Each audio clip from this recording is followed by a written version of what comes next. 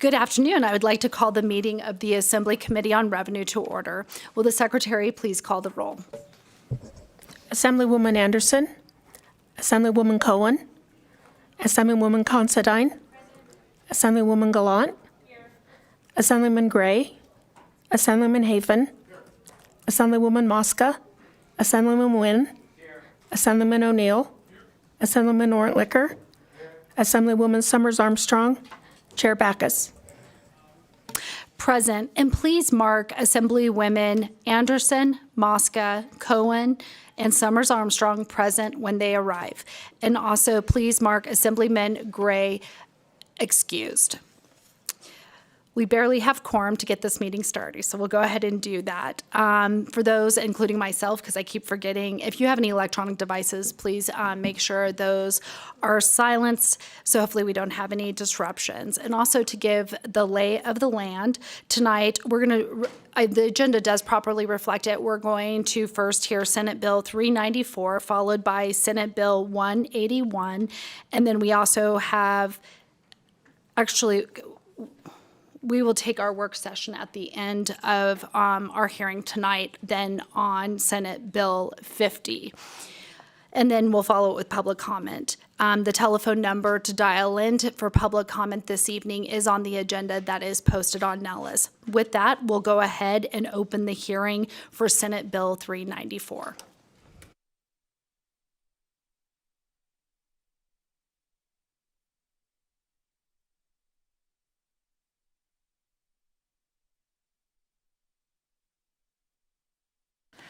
Thank you, Madam Chair. I am Senator Dina Neal here to present SB 394. So I want to give a couple of opening comments before I get into my actual official remarks. Number one, this is the first actual bill hearing on SB 394. 394 started off one way, and then on deadline day, it was a gut and replace to deal with the abatements. It was already anticipated that that was supposed to have been a part of the language. However, it didn't come out, and then knowing that I wasn't going to move in education tax, I then went with language that I wanted to have a conversation about. I also would like to state that I'm not here to completely neutralize GOED and to make it an ineffective agency that no longer has a particular tool.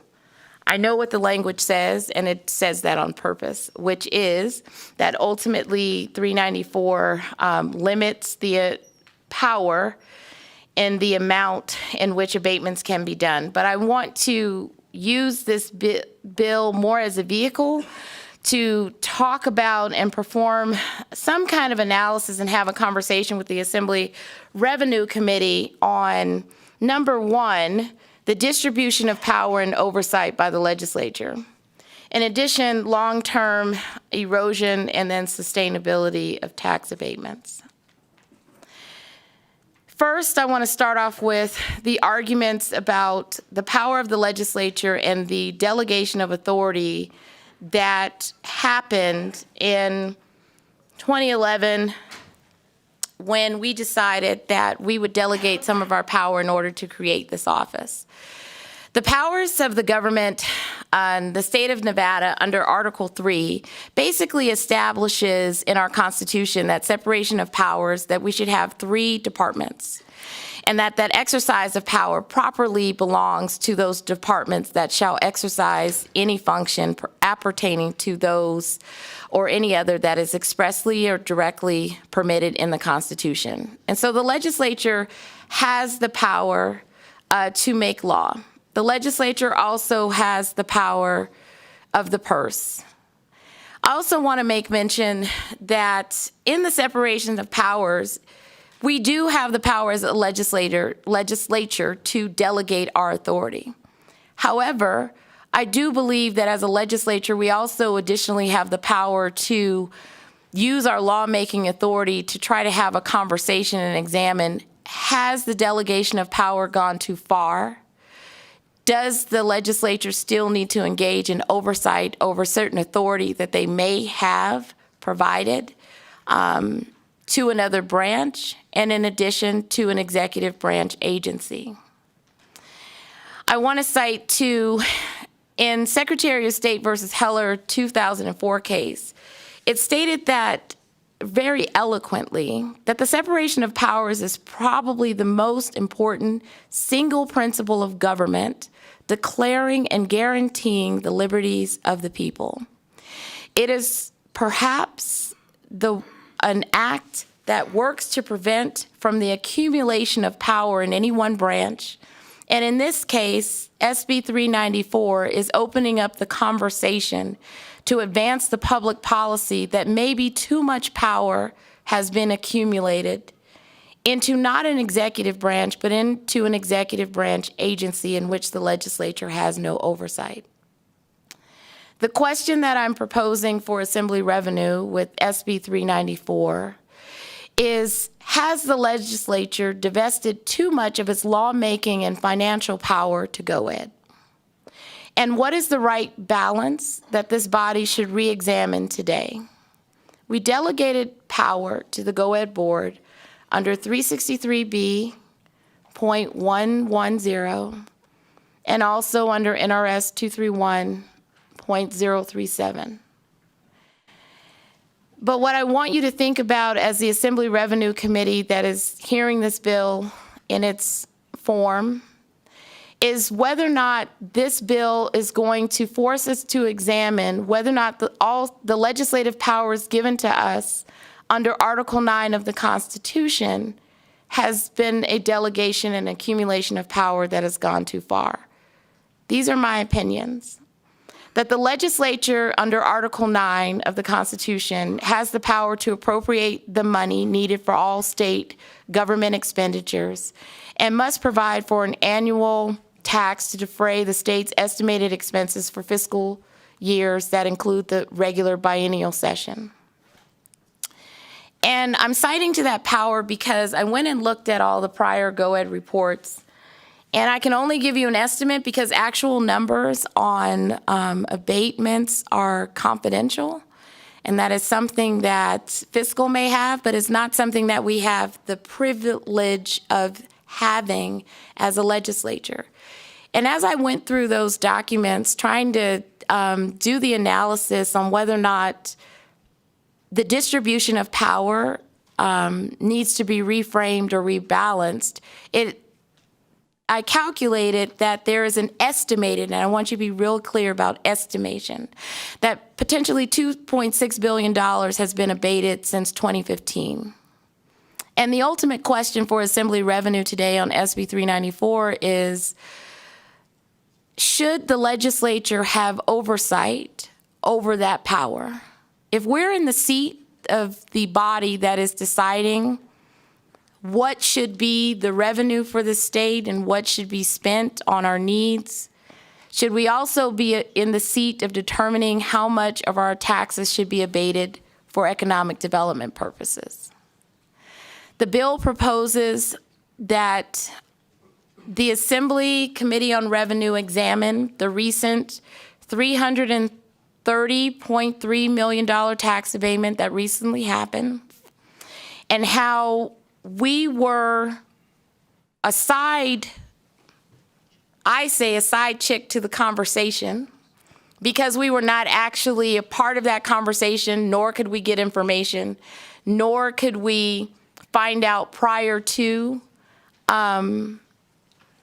what was going to be the amount of that abatement. All we could do was sit back and watch it happen. And that's when the conversation popped up about, is there a need to have oversight? Should we have a conversation about the reversal of the delegated power to GOED to try to create some balance? SB 394 came out, and I'm sure it was a shock, and I'm sure people were like, what is she doing? Why is she doing it? Doesn't she believe in economic development? And yes, I do. I actually believe in economic development deeply and understand GOED's role. But I wanted to use the bill as a vehicle to have this conversation about what is now the appropriate balance of power. Even Pew Charitable Trust in 2017 did a report that said it's always important to go back and recalibrate and re-examine your tax abatement system. We're 12 years in. I think it is appropriate for us to recalibrate not only power, to re-examine what is the oversight, to relook at those statutes and determine what is the appropriate way that we would like to move forward. Another question that I want to pose to the Senate committee, not Senate committee, but Assembly Committee on Revenue, is that in this conversation that SB 394 is bringing to this committee, what do you want us to look like 50 years from now? What businesses would you like to have here? What would you like the abatement size to be? Who would you like to benefit? Do you want to have a say in that or not? Because I think that those are the questions that I am presenting to you with this bill. Lowering their capacity to 500K is absolutely unworkable. We know that to be true. We also know that the Assembly Committee on Revenue, in their wisdom, can decide in this first hearing on this bill, what is the appropriate number? Is it really to allow them to continue to have the same exact power? Or is it to limit the power and the discretion of the board to just arbitrarily make that decision and then we find out about it later? Because I'm on the latter part of the discussion, that I don't want to be sitting in the seat where I find out about the abatement and I have no say in it. And so I think that SB 394 is going to force the examination and force the conversation around, did we delegate too much power away in order to achieve our economic development plan and our diversity? Did we need, at the time we moved this legislation, to take a risk to create the GOED board and to then give that power to then bring in those big companies? I think we did need to have that conversation. I think we are at a space where we came off of the Great Recession and the state was in a position where it didn't have any revenue. We had a chance at that time to look at 2000 forward and then ask ourselves, we've only have so many large industries and it cannot sustain us in the Great Recession. There is not enough revenue being generated in this state for the workforce of our people, or do we have economic development that was sustainable for our people? So we all, whether or not we wanted to or not, in a special session, sat at the table, whether or not we were the silverware that came with the plate that Sandoval positioned us in. But we voted. We had floor speeches. We were all scared. We were all worried. We all were very concerned about that level of power because we had never seen it before. And now we've seen the benefit of it. We have. I would never come to this table and say that we haven't diversified. I would never come to this table and say that we are done diversifying our economy, because that's not true either. The question is, do we still need to go after the $330 million tax abatement fish? Or do we need to start looking at more mid-sized, smaller kind of abatements? Do we need to then re-examine the oversight and the position of the legislature? And if that is the will of this committee, to have that conversation and think through what is the effect of constantly having large abatements on the state? What is the effect of not having the legislature in the seat to determine whether or not, in their wisdom of the 63, if that's what they want to do? There's also a conversation to be had about whether or not the constant abatements can create long-term erosion of a local tax base. And there's a lot of data out there about that, actually.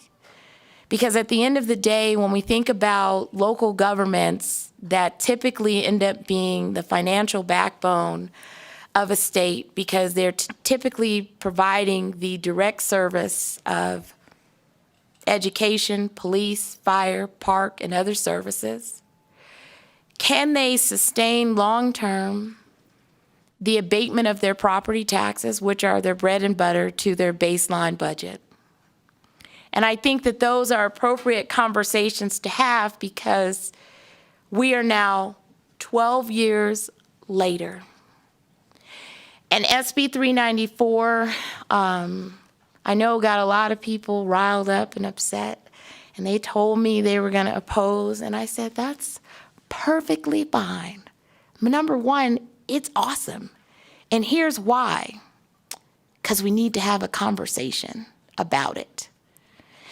And we weren't having a conversation while I was going back and forth and being quoted in the paper, right? That didn't happen. It was very one-sided. But I wanted to bring this bill to the Assembly Revenue. Number one, you're larger than the Senate Revenue Committee. Number two, everyone knows that this bill was a gut and replace. It happened on the final day. But it was a conversation piece prior to that moment, right? And so the bill is pretty simple. It has a whole lot of pages for no reason. But really, ultimately, what it does, it takes the ability to abate, and then it caps it at $500K. Why did I do it that way? Because it was the way to get the legislature back into the conversation through its lawmaking power, which is our power. Our power actually is the ability to make law. Our power actually is to go in and decide that for public policy purposes, we are going to make an adjustment. Not in violation of separation of powers, but squarely within the powers that we have as a legislature to say, I am changing the law. And that's what the bill does. But I wanted to say all of that to you because I haven't had a chance to really talk to all of the opposition, or any of them, maybe two in passing. But I wanted us to have a robust conversation, and I also wanted to frame it and then put everyone else on notice on what my intent is, that I know in my 12 years of being in this building that SB 394 would be the effect of neutralizing and eliminating GOED in its current purpose. That's not what I want to do. But I do want to have a conversation about the delegation of power, the distribution of power, oversight, and where we see ourselves as a legislature in this conversation around tax abatements. And so with that, Madam Chair, I'll open myself up for questions. Thank you so much, Senator Neal. And also, I forgot to welcome you back to this committee. I think there's only two of us that are here that had the pleasure of serving with you in 2019. So obviously, and we were new that year. And so you've seen how GOED was created. And but anyway, we are going to go ahead and start with my other fellow that got to share your committee in 2019, Assemblyman Hafen. Thank you. It's good to see you, Senator Neal, as your favorite returning Assembly Revenue Committee member. Such an honor to still be here with your second favorite. I think it seems to be the only two that stuck around. And I appreciate the conversation. I genuinely do, because I do think that there are some of the tax abatements that do need to be looked at. Considering AB 419 passed out of this committee at a work session, but for some reason didn't make the floor. Those are conversations that need to be had, correct? And my understanding is the tax abatements that we've been doing for film taxes have not seen a return to this state, and they've actually just cost the state money. And so those aspects I do think need to be discussed. The overall picture, and I believe you said it, that your intent is not to just end GoEd in its current state. But could you just kind of explain maybe where this amendment is headed and why the substantial change in just a little bit more further detail? Senator Dina Neal, for the record. Thank you for that question. It really came after Senator Pazina's bill that came in Senate Revenue, where she was having a conversation with us about GoEd being in the place of talking about mid to small businesses and how the abatement was missing the mark in terms of serving those companies. It also came from a conversation that I had in my office where we were literally talking about economic development and talking about where do we want to see the state? And I started to have that conversation about if we were to walk 30 years, 50 years down the road, where would we want our children to work? And what kind of careers would we like them to have? And what kind of businesses would we cater to? And what would we give them in return to be here? And then when Tesla 2 came down, I wasn't very happy about that because I was like, I don't understand why this company would need a second round. And I'm not sure that the first go was, for Story County, it probably was effective, but there was a lot of conversation about how abatements allowed folks to be on Medicaid, how the average wage requirement that we put in there wasn't necessarily meeting the goal of serving the individuals that work there. Then there was also the conversation about how that geographical focus was causing this overrun and overburden on adjacent counties, right? So I said, you know what? I'm going to do a bold move. I'm going to amend my public education bill. I've been in the paper talking about these abatements, and I'm going to have this conversation. That was it. And now we're here. And then just quick follow-up on, I don't think you used the word vision, but I'll just ask, you want to see where we want to see this state head for our children, which is a great question because my son's now 6, and I had a great time FaceTiming with him this afternoon. But what would your vision be for the direction that Nevada should head in regards to the economic development? Thank you for that question. Senator Dina Neal, for the record. I've thought about that. It's a mixture. It's a mixture of professional services, mid-sized companies where our college graduates are in alignment with the companies that we bring to the state. That's been a long-term goal, and I'm not saying that GoEd is not on that track and not on that position. What our gap has been are our mid-level careers where, if you don't want to work for the bank, you don't want to work for government, you're not a lawyer, you're not a doctor, you're not an engineer, you're not in construction, you're more on the social science, you're more seeking a little bit more on the creative side of company. Like I've always looked for, the greatest legal research job that I could ever find in the universe, right? Where I could work for a non-lobbying company, a non-gaming company, but I think that it's that mid-level employee that we're trying to make sure that they have a career, and there's a range.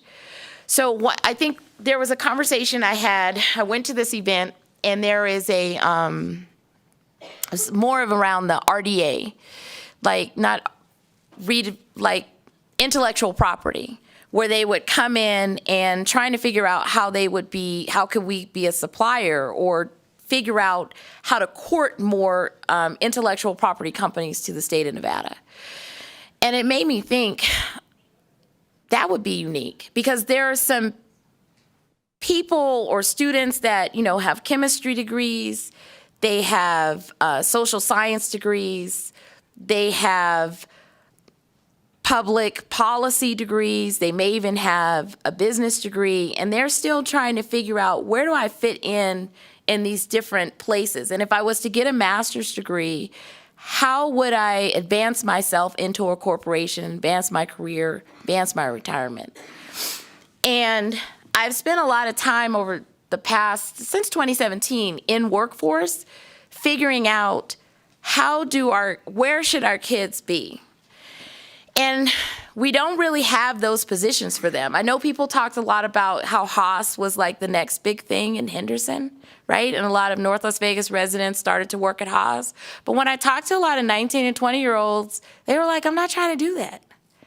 I don't even want to do manufacturing, although that's one of our tiers. And I was like, so what do you want to do? And they were like, well, I want a job that will teach me, or I will learn how to be a chemist by getting a certification. And I was like, does that exist? I don't think that exists. And I was just like, okay. And I think that their conversation to me means that we haven't made the mark on that mid-level companies that will serve our people. And I know I'm being anecdotal, but I've had a Project 354 since 2017, where I've been working with underprivileged youth ages 16 to 26 who are GED or working on their high school diploma, and they're trying to find work. They don't want to do Taco Bell.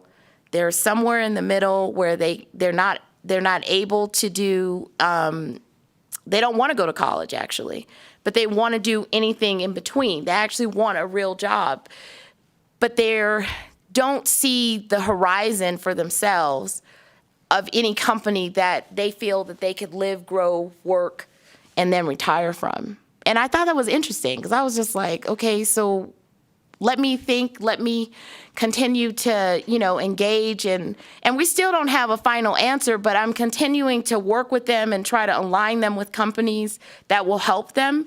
But there's just not a lot in the space to help them. And I want to add one final thing, that I know that some people say, well, isn't the unemployment rate like super low? But for subgroup populations, it's not. For Blacks, it's not. For Native Americans, it's not. For some Latino populations, it's not. It's still above 5. Still, it's like 8, 9, 11, 12. And so I think we have work in this space to figure out how to align the go-ed purposes to the actual underbelly of our community and mid-level workers. Thank you. Thank you. Next, we have a question from Assemblyman Orlichter. Thank you, Chair, and thank you, Senator, for sponsoring this bill. So you've raised a couple concerns. One is the actual incentives that are offered, like did Tesla really need a second one? And two, how is it decided? Why is the executive branch and not the legislature? So I think both of those are important. So let me start with the first one, because the evidence seems to be pretty clear that we overdo it with incentives. So I'll quote from a Brookings Institution study. Research suggests that at least 75% of the time, typical incentives do not affect a business's decision on where to locate and create jobs. So the incentives are all cost and no benefit. Wouldn't have mattered. Furthermore, even when incentives do tip a location decision, they don't pay for themselves. They may create new jobs, but frequently they also bring in new workers from outside the city or state, which raises costs to public services that offset at least 90% of any increased revenue. So clearly we're doing unnecessary incentives, and that's good. So what the Brookings Institution says, you just have to do it properly, and they give some suggestions. How do you get the right incentives and avoid the bad. So your bill could do some of that.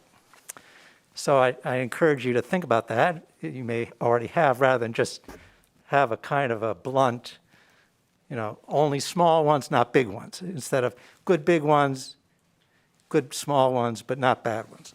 The other thing is on how we make the decisions.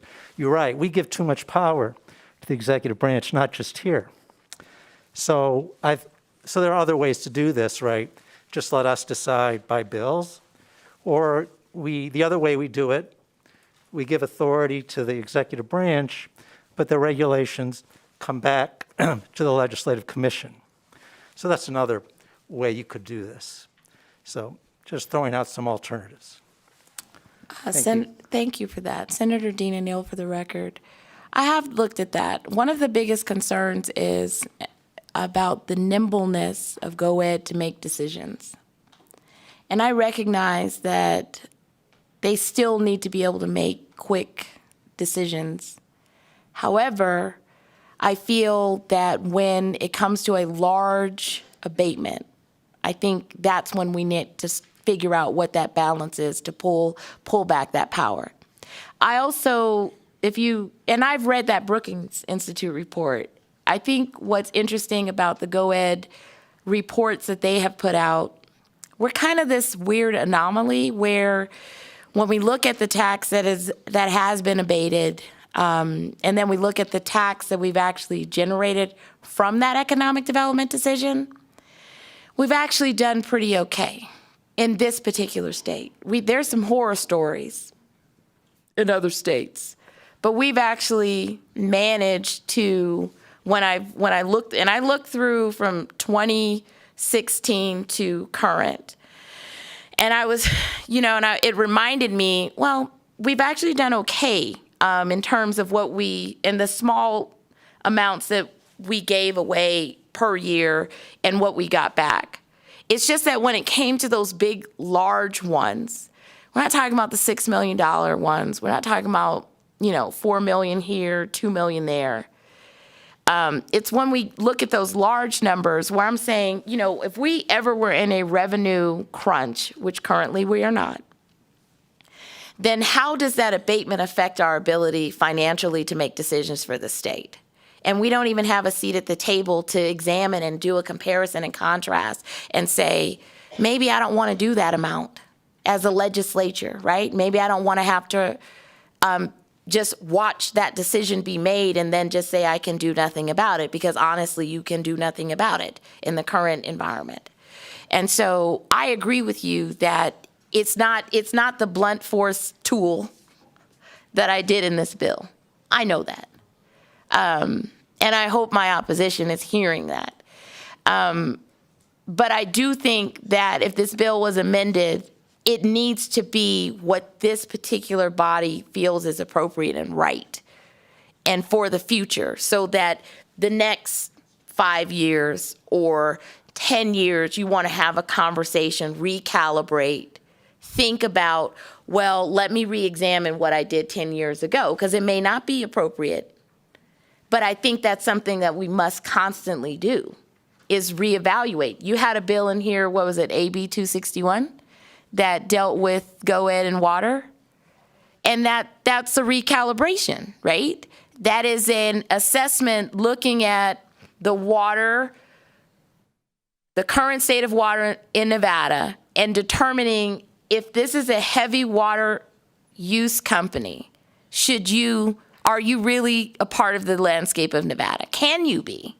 That's a recalibration. But I also think beyond AB 261, there needs to be more conversation about the recalibration and the reexamination. And I think that this is the session to have it. Because in 25, how do you know what's going to go on? And so, like I said, Assembly revenue, I'm leaving it up to the wisdom of this very special committee to tell me what you think is appropriate. I know what I think, and I know what a good balance is, but I want to have that conversation with this committee. Thank you so much. Next, we will go to Assemblywoman Summers Armstrong. Thank you, Madam Chair. Thank you, Senator Neal. It is always wonderful to see you. And I'm always really in awe of your grasp of all of these things, because this is my first time in revenue, and this is new territory for me. But we all know that I spent many years in the public works sort of atmosphere. And the one thing that I learned when I worked at the RTC for many years is that no new development comes without some type of requirement. There's always a fallout from it. And you said something in your presentation. You said that we've done okay with some of the tax abatements that have happened.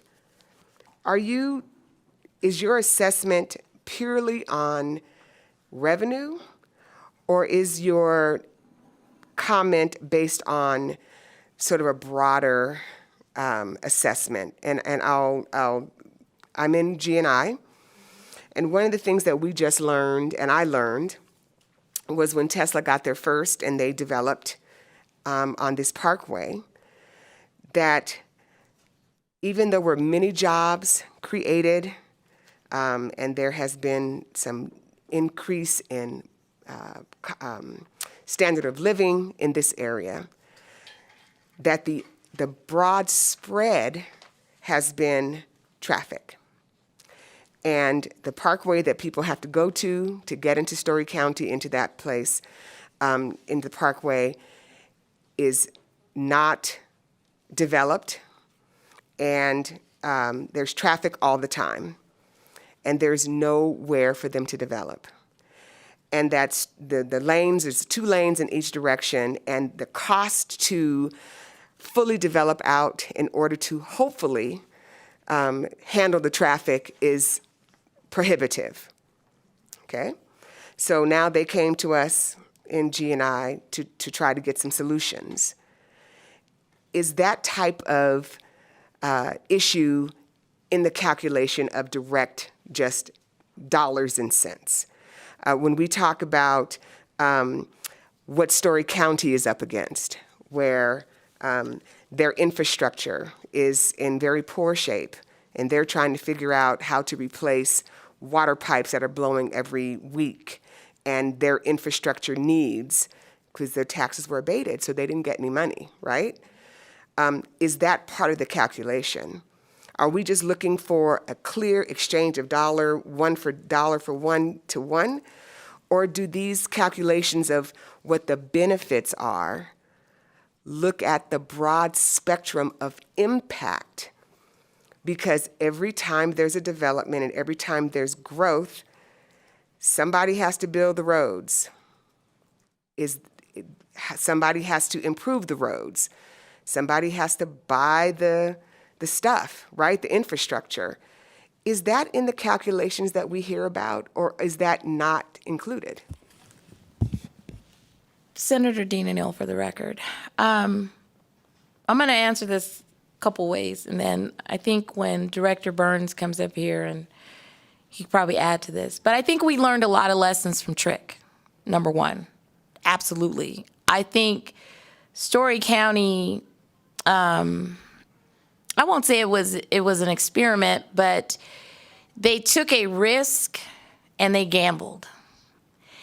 And in hindsight, do I believe they would have given away all that they did? No. In hindsight, do I believe that MOU provision that allows them to approve or commit to what GOED decides for them, I don't think they would have done that. I also don't think they would have put them in themselves in the position to have to pay back Google for road development. I do think that it is a part of economic development, also has planned growth associated with it. I think Trick, there were theories, right? And I remember being present and asking all my theoretical questions to Steve Hill and everyone and saying, theoretically, you're talking about this high benefit. And I challenged that because I was just like, but how do you know it's going to work? How do you know? I mean, turns out it worked with some problems. Did we get economic development? Yes. Did we get diversification? Yes. Did we get, when we asserted what the risk would be, was there a benefit? Yes, there was. Could we handle the benefit? No. Was there an outgrowth of housing that could not be sustained? Absolutely. Did Washoe feel the effects in Reno? Absolutely. Did they find the new residents were now coming and they didn't have enough housing to sustain them? Yes. There was an overlay of other counties or surrounding counties that had conversations. There were bills that came through Assembly Government Affairs at the time, trying to figure out how to redraw the line so that any of the counties that were affected, they could try to siphon off dollars in order to help themselves deal with the overflow of the new residents that were coming in, the new road challenges. And those were heavily contentious, right, around what belonged to Story, because Story didn't have, and Story had to wait for their money to drop into the bucket, and whether or not the surrounding counties and cities should then be able to enforce by redrawing either improvement districts in order to siphon money. And it was very contentious and conversation. And at that time, 2013, 2015, 2017, even in 2019, we had those conversations around what do we need to adjust? I think that those things that you mentioned, planned growth along with the economic development and the diversification plan, should go hand in hand. Do I believe that GoEd has learned those lessons? Yes, I do.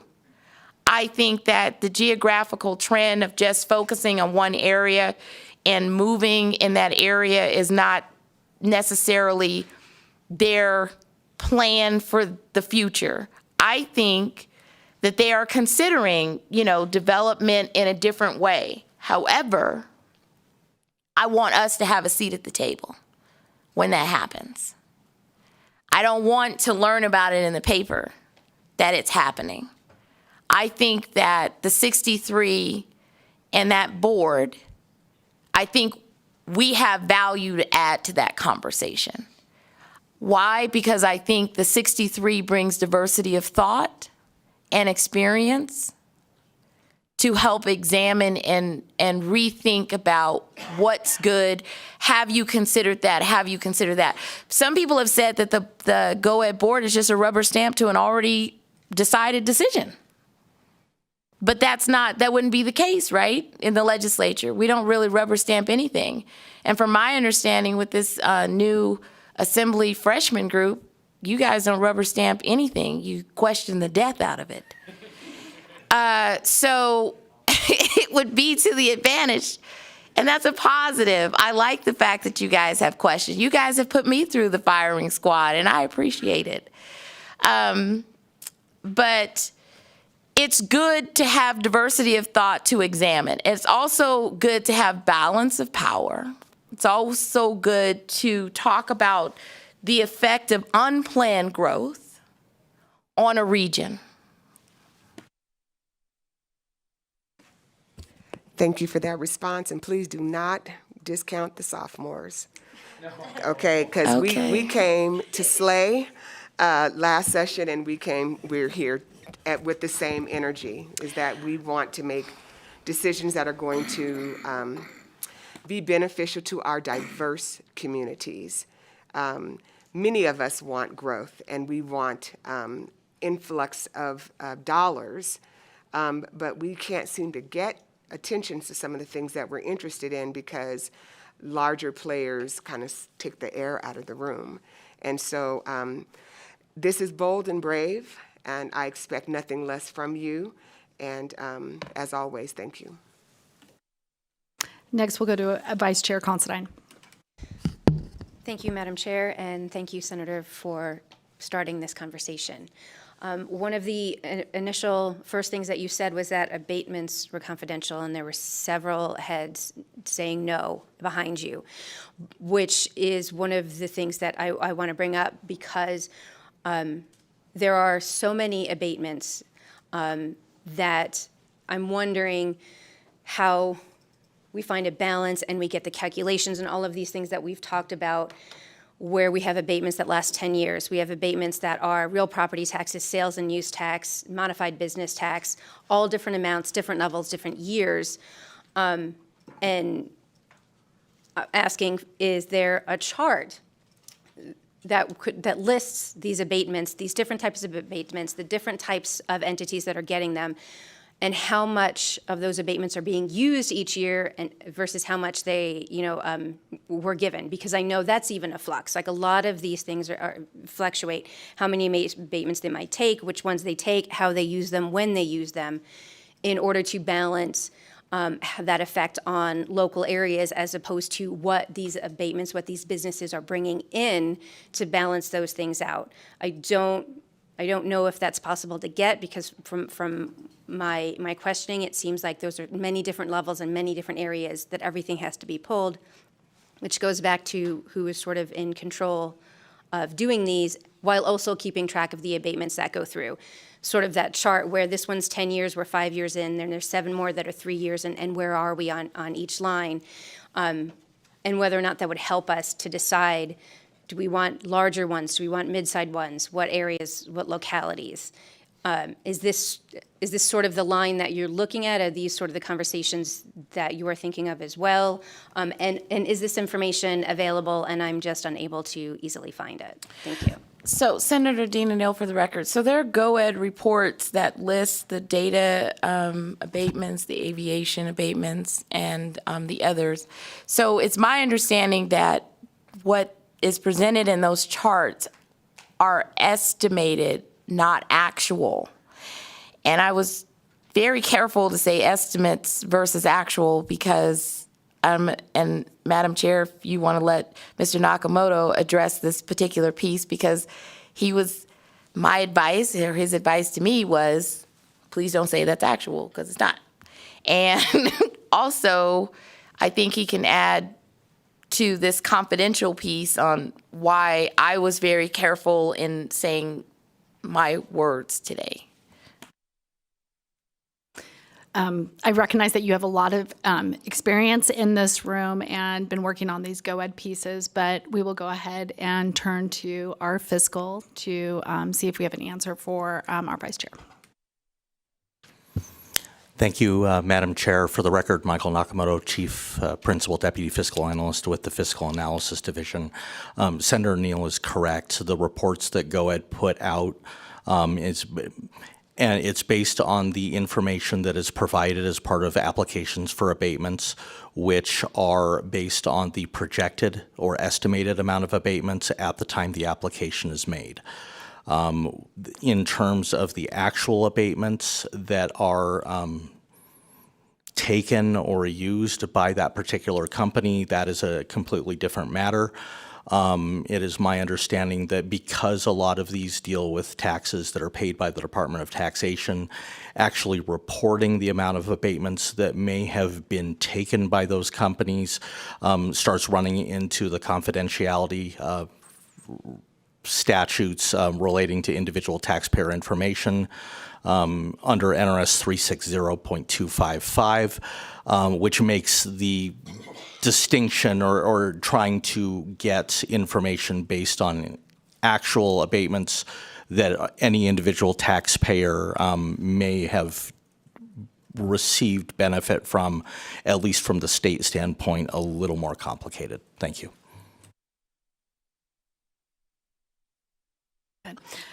I actually just want to ask some questions before, if I may go back to Vice Chair Considine if she has a follow-up.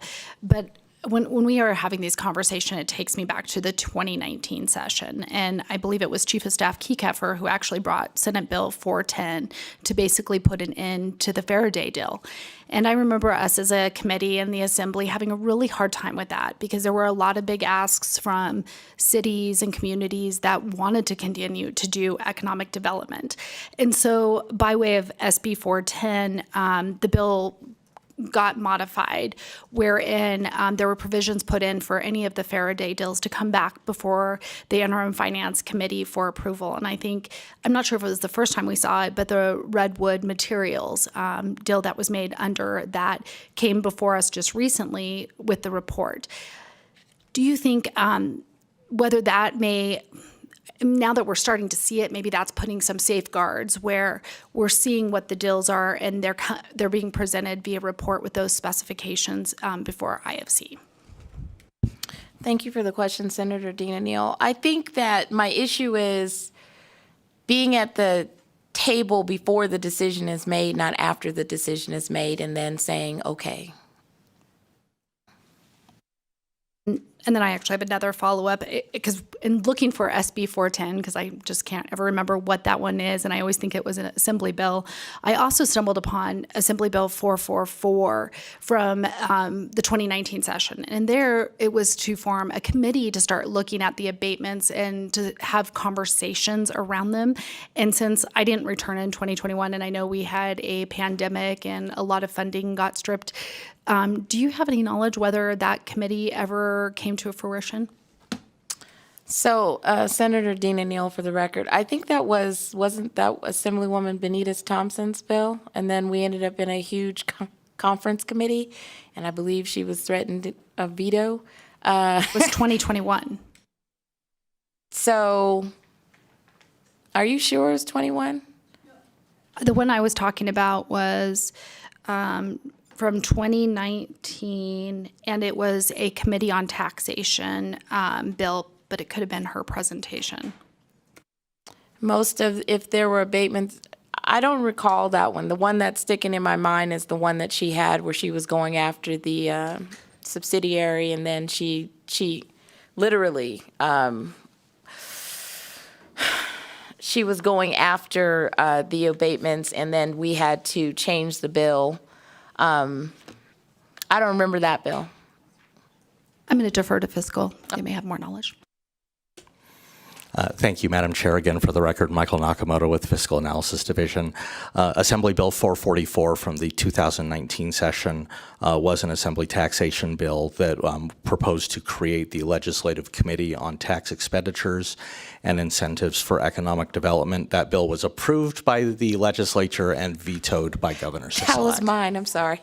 That's probably why I blanked it out, because it got vetoed. That was literally Senator Dina Neal, for the record. That was the only bill that got vetoed that session. It was awesome. It actually was a pickup from Assemblywoman Bustamante Adams had the bill in 2017, and then I picked it up and carried it again, and then it was vetoed. I remember that because they said to me that I was going a step too far, and yeah, that's awesome moments. Apparently, I keep doing things. But yeah, that version of that bill had passed through this House at least twice.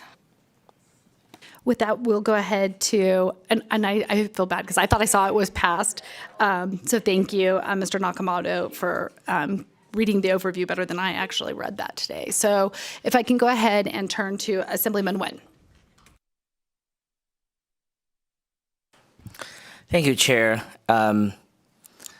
Oh, okay, I can't see as much as I can used to. Okay, try to do it without the glasses, but I can't.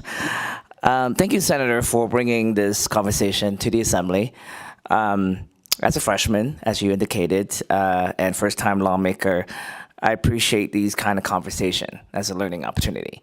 And yes, I've learned from the cross-examining style of these predecessor of mine and of the lawyers. I mean, I'm just elected to be a lawmaker, but I am not a lawyer, don't want to be one, sorry.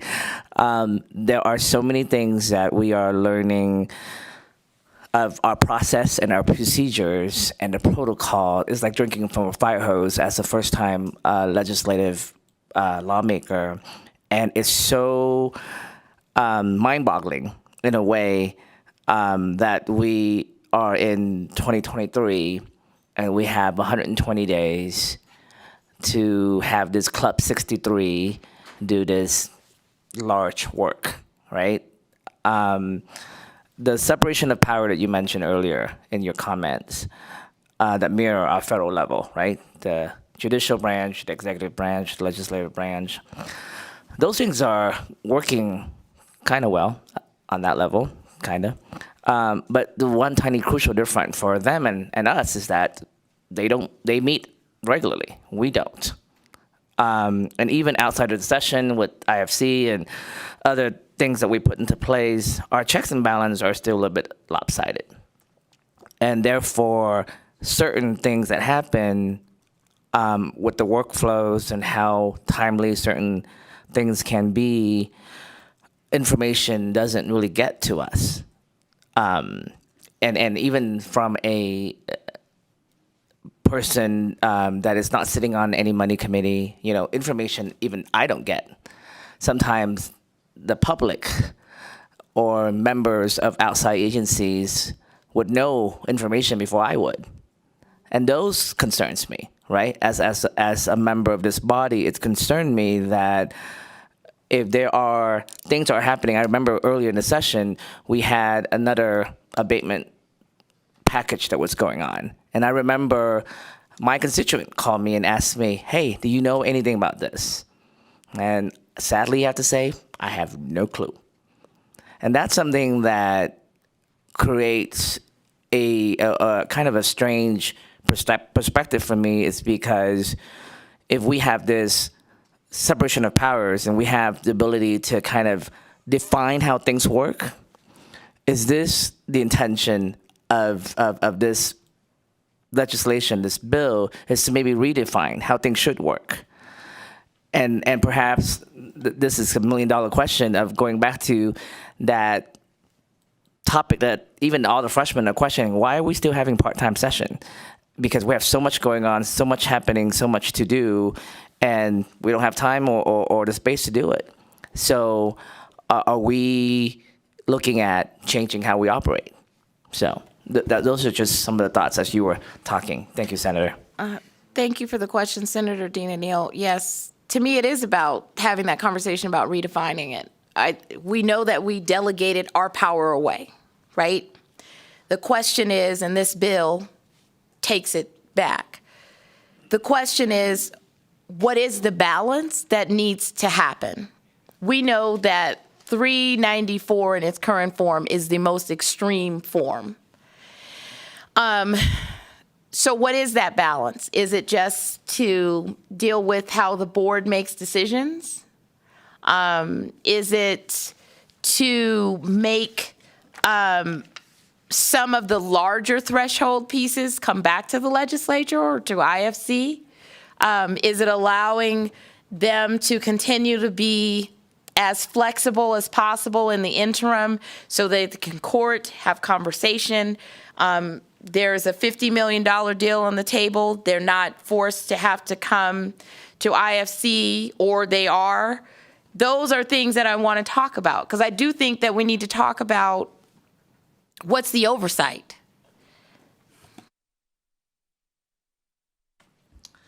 And that also leads me to that next question. I know this might be controversial coming out, but in terms of the dynamic of the setup of GoEd, for example, maybe, and I haven't read the charter or how that setup works, but in terms of the head of the agency, maybe it's independent of when the governor changes, right? I mean, we have a position in our federal government where their appointment is 10 years, 20 years, right? Just so that they can go through the entire, doesn't matter the changes of who's ever sitting in the elected role, the person to execute that office is the same. So maybe with that, there's a little bit more of guardrail that are set up that is different from all these folks who are changes every 2 to 4 years. So it's just a thought. Yeah, thank you for that. I'm not sure if it's the director that's the issue. It's my understanding that the same members that are on the board since we created it are still the ones on the board. Maybe it's about what that looks like and sharing of information, right? I think that there are some provisions there that the legislature does not have the power to get. I'm not sure that's appropriate or correct. It's acting like the legislature in its plenary power is this side entity that has no capacity to get information. But yet we're a body that has the power to subpoena, right? But we can't ask an executive branch agency for information on an abatement. So I know that folks are saying that there is, there's a confidentiality that has to come with the deal. But there's also trying to figure out how to make sure that the legislature is a part of these conversations. Yeah, I think I just want to make sure I put that on public record. I was at the same conversation, and I was told the same thing, that is confidential. And I say, wait, I'm a member of the legislature. Why is it confidential to me? So I just want to put that out there. So thank you for confirming that. Thank you, Chair. Thanks so much. Next, we will go to Assemblyman O'Neill. Thank you, Chair. Senator Neal, I appreciate, and Chair, bear with me for a minute, please. Senator Neal, I really appreciate you keep saying you want to have a discussion on GOA, that you want the 63, as we often call ourselves, the gang of 63, the club of 63, whatever it may be, to have a discussion about abatements and GOED's opportunities. And you've even said that your bill that you brought before us today, SB 394, is an extreme bill. We have basically 30 days left, including Saturdays and Sundays, that you want to have, to me, a very important discussion, a very long discussion, and it's discouraging to me that you didn't allow your own Senate to have the discussion in their revenue committee. If I understand correctly, you said that this was changed on the floor. It was changed in committee. It was changed, so there was discussion. I misunderstood you, then I appreciate that, and I apologize for that misstatement. But going forward with that, I look at what GOED has done, and you're right, we did give GOED the ability to take on responsibilities. We advocated some of our responsibility to GOED because businesses, one of the reasons outside of session, I am involved with multiple private community service organizations. And the one of the biggest reasons why I enjoy them and support them so strong with my time and financials is they're very nimble and able to adjust to situations quickly. Government, hopefully you'll agree with me, we meet every other year. It costs, I think it's $20 million was allocated for the 120 days that we have here, which comes out to about $166,000 a day we're expending. When I did a little research, the Tesla special session cost $60,000 approximately the first day, with the remaining every day thereafter, I think it was about $25,000 a day. So when I think about these numbers, when I think about how we meet every other year, we may have to have special sessions. Businesses are more nimble. They want to do business, and because time is money to them. They don't want to wait for us to call special sessions, wait for us to meet every other year to agree to a tax abatement to something that they may want now. Now, they may come in, and so that's what I'm seeing. That's why we gave all this power to GOED to do that. So I'm asking, my first question would be, why do you want to take that away and actually restrict the ability for businesses to come to Nevada and allow us to be nimble, to allow us to look at? And it hasn't just been large companies such as Tesla that have come. We have a small business right here in Carson City that benefited from GoEd that is growing mushrooms for medical purposes. So it isn't just, they're only, I think they're about a 10, 12 employee operation, give or take. I'm just confused. Why do you want to take away what has been so successful for this state of Nevada right now? The reason why we have $251 million in extra income is because of the businesses that GoEd has helped bring to Nevada. You have to admit that some of that money is coming from businesses that GoEd has brought. So the discussion, I can agree with you on. It'd be great to have, nice to have. We can do it anytime you'd like. I'll come to your office. You can come to mine. I'll meet you afterwards. We'll go to Red's. But I just don't understand, and this is what I'm asking you to explain with 30 days left, including Saturdays and Sundays, why you want to discuss this, push this forward in such a short timeline when it's been successful. Even you have said that this is a severe bill. Yeah. And one last thing, if I just Okay. may say, for those youth, those 18, 19, and 20-year-olds that say they aren't sure what they want to do with their life, they aren't sure if they want to go into chemistry and have a job that'll teach them chemistry. They may want to become a pilot. They want a job that'll teach them how to fly.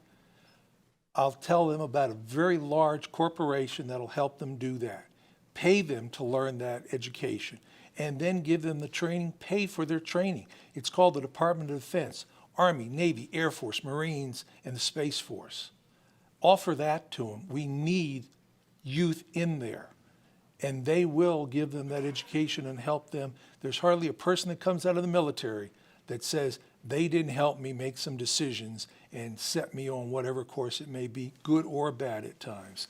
So help me with that first Yeah. question No, of I why w- we want to take away I will. something that's been successful. Senator Dina Neal, for the record. So I have stated that this bill is extreme and that it was a vehicle to have a conversation about delegation of authority, oversight, and distribution of power.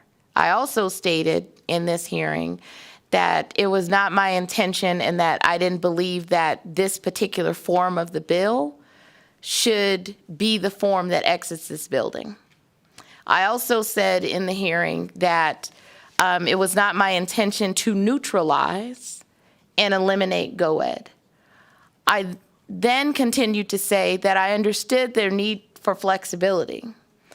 The conversation is, in that flexibility and with the legislature, should we be on the sidelines watching the decision happen when there are large abatements coming through? Or should we be trying to figure out how to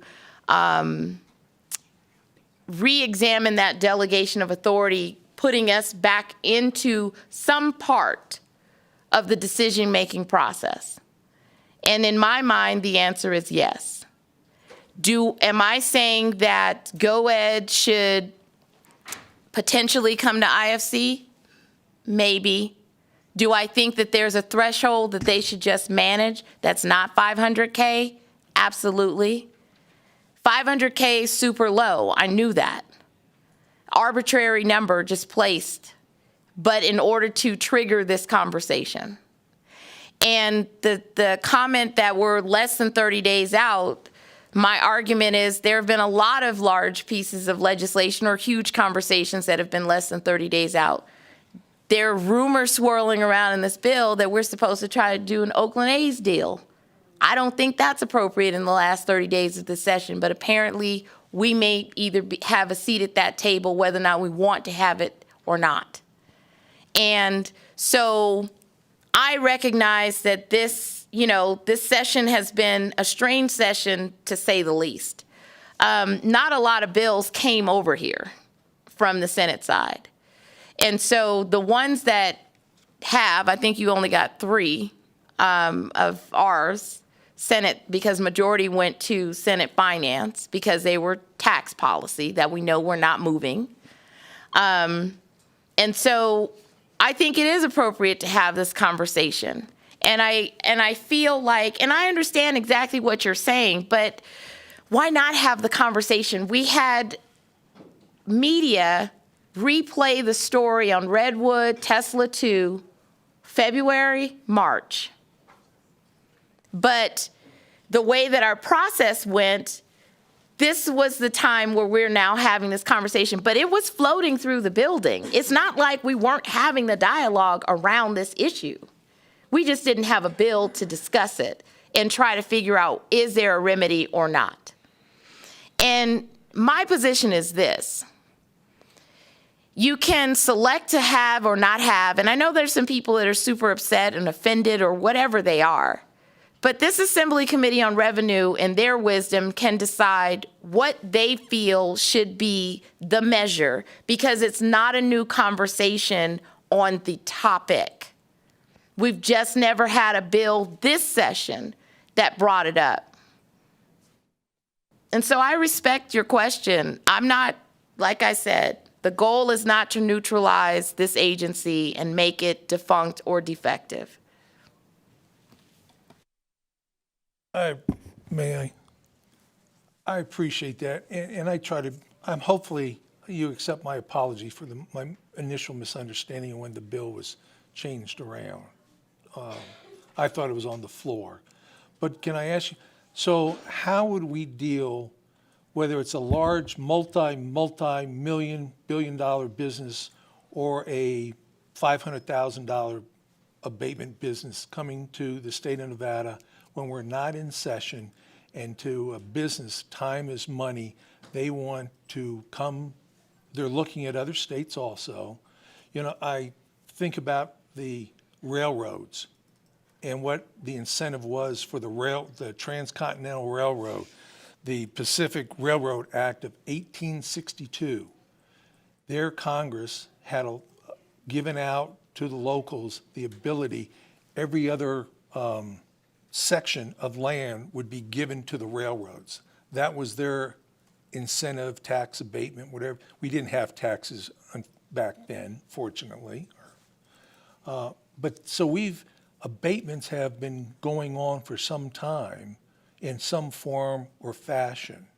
So the conversation has happened, but it gets back to, please help me understand, how would we address, without costing the state $60,000 a day, $20,000 or $60,000 initial and $25,000 a day after that, to deal with these companies that want to come if we did not have GOED right now?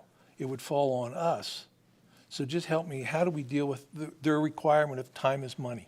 So Senator Dina Neal, for the record, so allowing GOED to still be in place, but potentially having them to come to IFC for some of the much larger ones, if there's something over 100 million, I think we should have a conversation about that. I don't think it should be an arbitrary decision that's done by the board. Although some people feel the board is the makeshift, and some people are saying, well, the legislature majority leader and the Senate and the Assembly gets to appoint someone to that board. So therefore, that delegation of authority is streamlined to that board. I can understand that.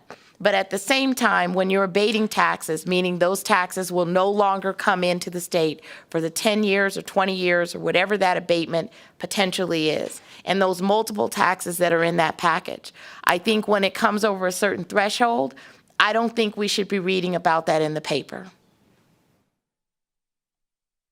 Last, Thank you. thank you. Last, we'll go to Assemblywoman Nath Anderson, sorry. Thank you. Thank you, Chair, and thank you for bringing forward this language. I think we've had a few conversations about abatements and how difficult I find them to be. I am going to ask some specifics, and it kind of goes along with what some of my peers have stated on the only language change, really. It's on page 6, and then it continues on every single time. It just says, changing the office shall not approve a partial abatement pursuant to this section which exceeds $500,000. I have two questions for you. The first has to do with, do you believe that there would be a need for a special session, Or are you seeing that being IFC, or are you seeing that when the legislature gets involved, or would that be another form of a legislative approval process, or again a special session? How do you envision that, so we can start that conversation? So Senator Dina Neal, I'm not assuming we're going to have a special session every time there's a big deal. It would be using the IFC mechanism for something that's over a certain threshold to allow them to at least weigh in on that so that we know about it.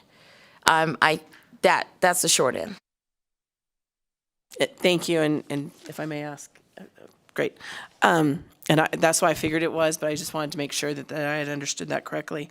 And although this is not in the language changes, I'm also kind of looking at the language that's above it that has to do with the different percentages of the taxes, which are also being abated, or that has to do with part of the plan that the GOED office would continue to think about, in particular when it has to do with the unemployment rates, if they're less than 7%, which, my goodness, looking at the report that just came out, I believe, of NEGOED, currently the unemployment rate as of July is, so this must be last year's, is 4.4, so that's great news.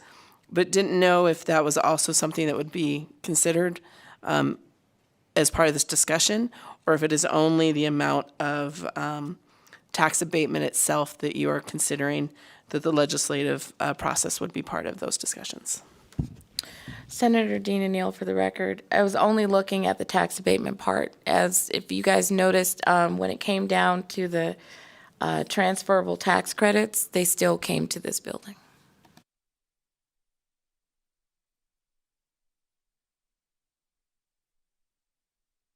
Thank you.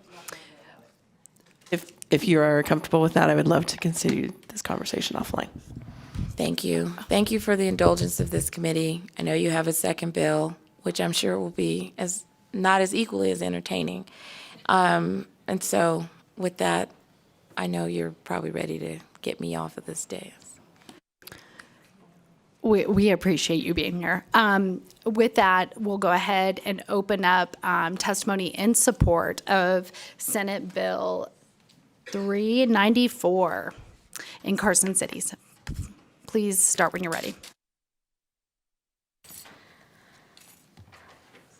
Good afternoon, Chair and members of the committee. For the record, my name is Annette Magnus, and I'm the Executive Director of Battleborn Progress. We stand in support of SB 394 to prevent the property tax abatements exceeding $500,000. Nevada continues to offer overgenerous tax abatements to wealthy corporations at the expense of our critical social services and education system in Nevada. This bill would prevent millions from being given away to companies like Tesla, who leave the rest of us taxpayers on the hook to cover the gap they create in our total revenue. This bill will also help give the legislature oversight on tax abatements rather than letting GOED offer these giveaways unilaterally. This is a separation of powers issue to restore checks and balances.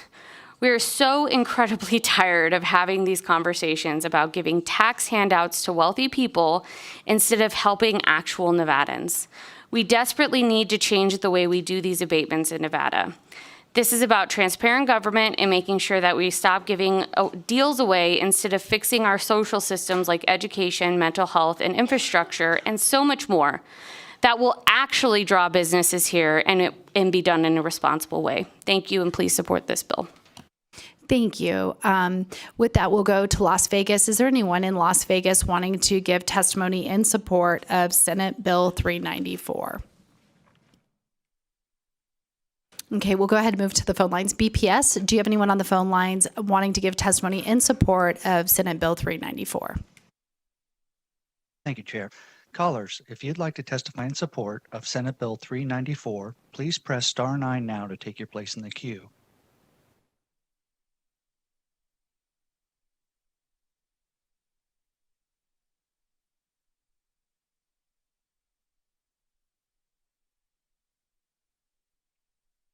Good evening, Chris Daly, Nevada State Education Association, the voice of Nevada educators for over 120 years. NSEA is still in support of SB 394. We were very excited about the original bill language in SB 394 to move a sizable property tax to properly fund education. Look, if we can't get that in this session, let's deal with this issue of abatements and these giveaways to these multi-billion-dollar operations. They don't need the incentives. Nevada is still attractive for their business, and we need to plug the holes so we can start to fill the bucket of service needs in the state. Thank you.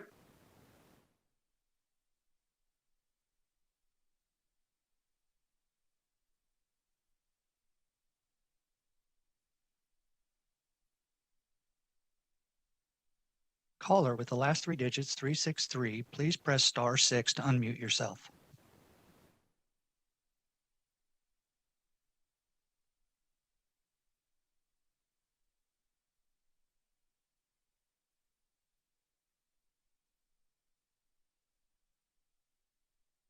If you've recently joined and like to testify in support of Senate Bill 394, please press *9 now to take your place in the queue.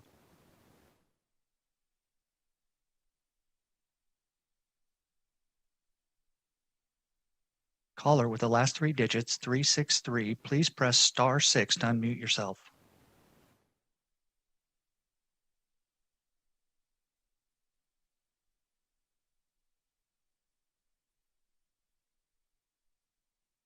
Chair, there are no more callers in support at this time.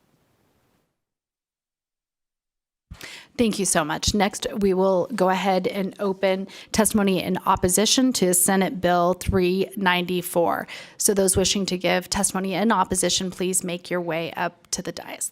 And also, Director Burns, in case anyone has any questions, I'm assuming you'd be open to that. Thanks.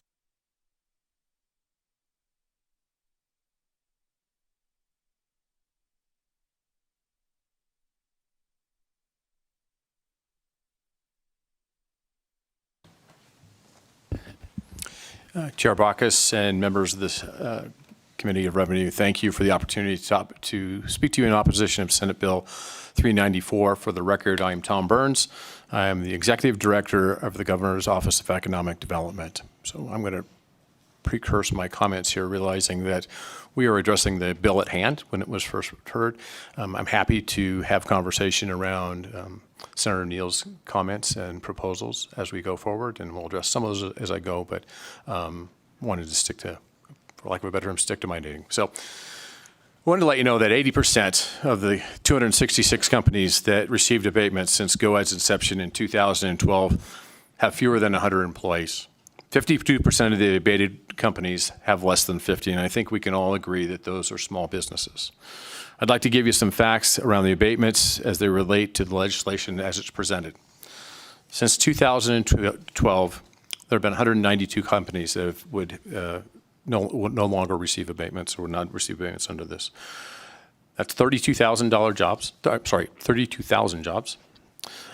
$806 million. $806 million in annual wages. That's $8 billion over 10 years. Almost $18 billion in capital investment. There was a little over $1 billion in abated taxes in that period of time, but we received $2.8 billion in excess of those abated taxes. The economic impact on the state of Nevada during that time period was over $90 billion. To give you perspective, the GDP for the state of Nevada in 2022 was $165 billion.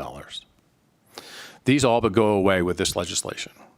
The legislation would prevent the vast majority of these companies receiving abatements. I'd also like to add that Tesla and other incredible stories that have benefited our state.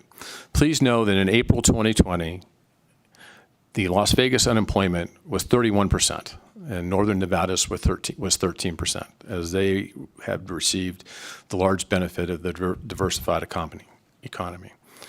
And let's be real. Companies of that size have options, nationwide and global options. They can locate to wherever they choose. They pick Nevada because they love the state, sure, but the absence of abatements would not make us competitive. The name brands that we have here have economic opportunities. Are there growing pains? Yes, there are, for sure. And we're not ignoring them. But the passage of this legislation cuts us off before our mission is complete. Let the agency continue to provide the state with exciting opportunities, grow us into and involve what we all want to be in the future. Our goal is the same, the highest and best use of resources for the state of Nevada and our citizens to thrive. If we remove the tools we have, it will put us at a complete disadvantage.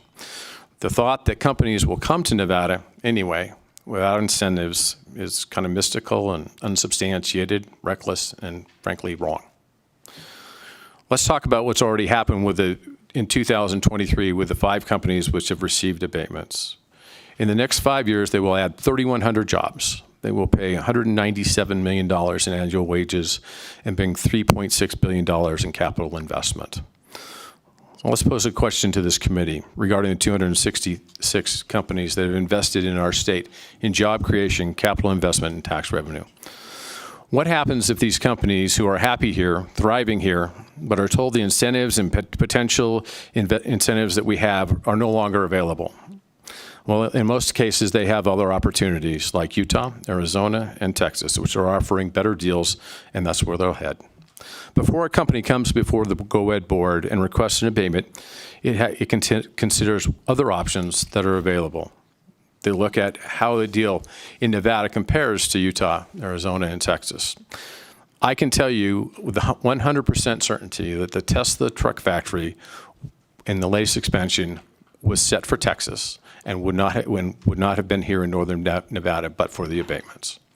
Since the inception of GOED in 2012, we have issued $2.4 billion in incentives for those 266 companies. Those companies have already generated $5.8 billion in new tax revenue after abatements. The economic impact of these transactions that are direct spending from all companies and abatements from that period of time affect the spending throughout the rest of the economy has resulted in $204 billion in economic impact. That's a payoff of $101 for every dollar that was invested. The legislation will put an abrupt halt to the economic momentum that we've experienced over the last decade, and the timing couldn't be worse. Las Vegas, our economic engine, was hit harder than any other major city in the country during COVID. While the overall employment picture has improved in southern Nevada, there are still 22,000 jobs that are absent from the hospitality industry. Meanwhile, northern Nevada quickly recovered and has brought bright outlook thanks to the economic diversification. I want to point out a couple of things that our tax incentives are. They're statutory. They're partial abatements. They have required sunsets after a specific time frame. They're only for companies which meet standard abatement requirements, such as they have to pay a wage higher than they have to have a weighted average higher than the state's average wage, which is currently about $28. They have to cover 65% of medical insurance. They have to make capital improvements that exceed $1 million in urban areas and $250,000 in rural areas.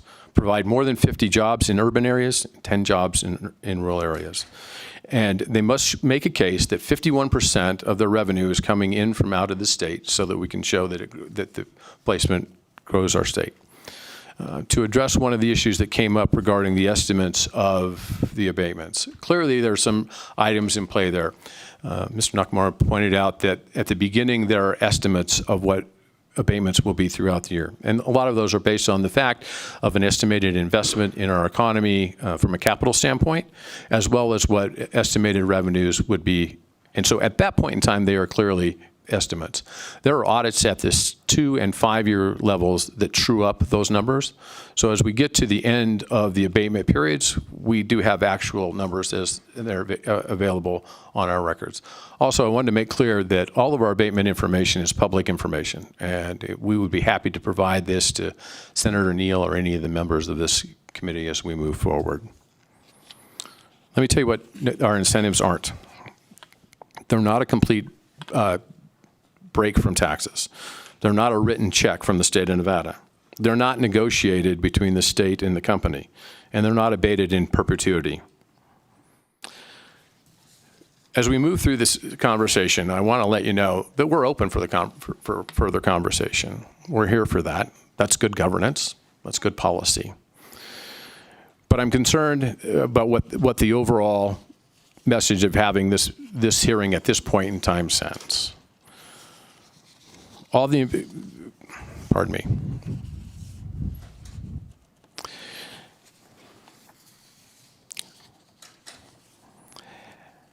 As a state, all the information that's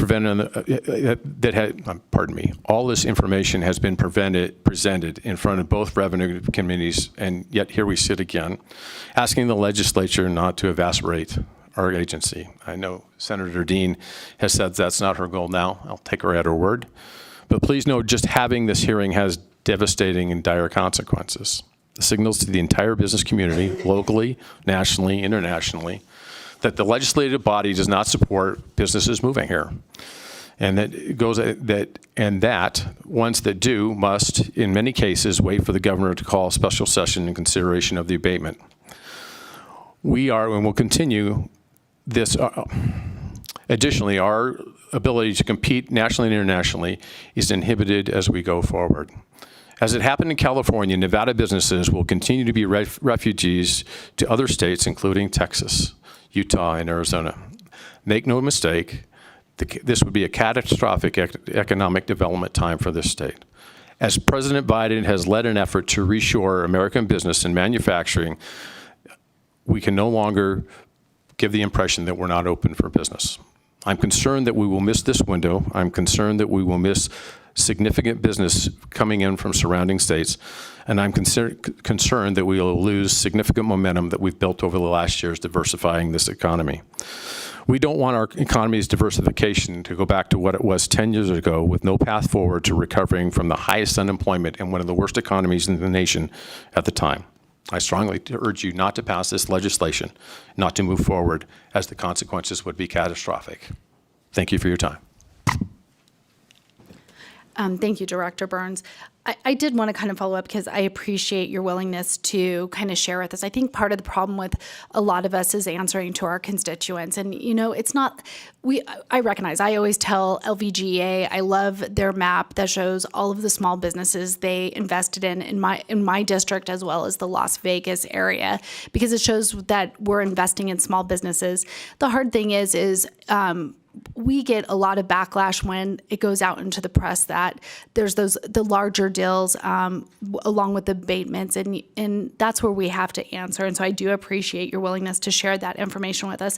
One thing I've always wanted to see, because I always think the sell on the abatements to our constituents as well as to others, is not only the direct revenue that the state receives ultimately from these businesses, is also the indirect revenue that we receive. And I don't know if your office maintains that information, but I think that would be helpful to us when we're chatting with our constituents as to what the impact is on the community when we do give these abatements. And I always do like to look on the small business side, and hopefully the $500,000 abatement is probably right around there for those small businesses, and we're not doing super large ones. But I hope you don't take disrespect in us scheduling this hearing.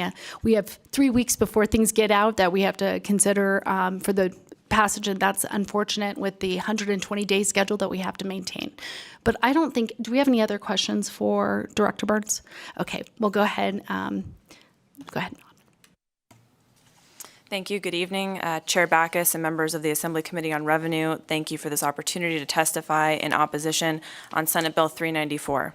For the record, my name is Madeline Burak, and I am the Legislative Director for Governor Lombardo. I will keep this brief, as I know there is strong opposition to this bill. At a time when the Silver State has a substantial opportunity to compete on a global scale, this bill would significantly hamper our ability to compete for businesses that are looking to move to a more business-friendly environment.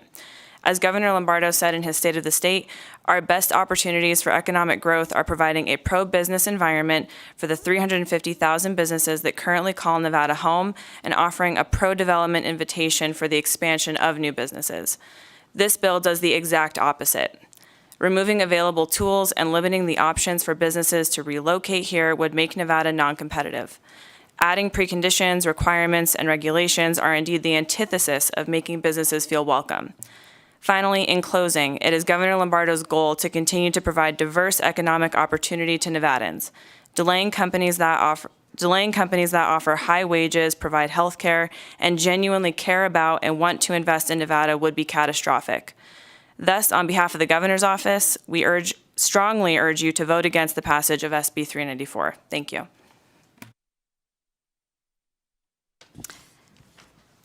Good afternoon, and thank you for the opportunity to share our concerns. I am Tina Quigley, President and CEO of the Las Vegas Global Economic Alliance.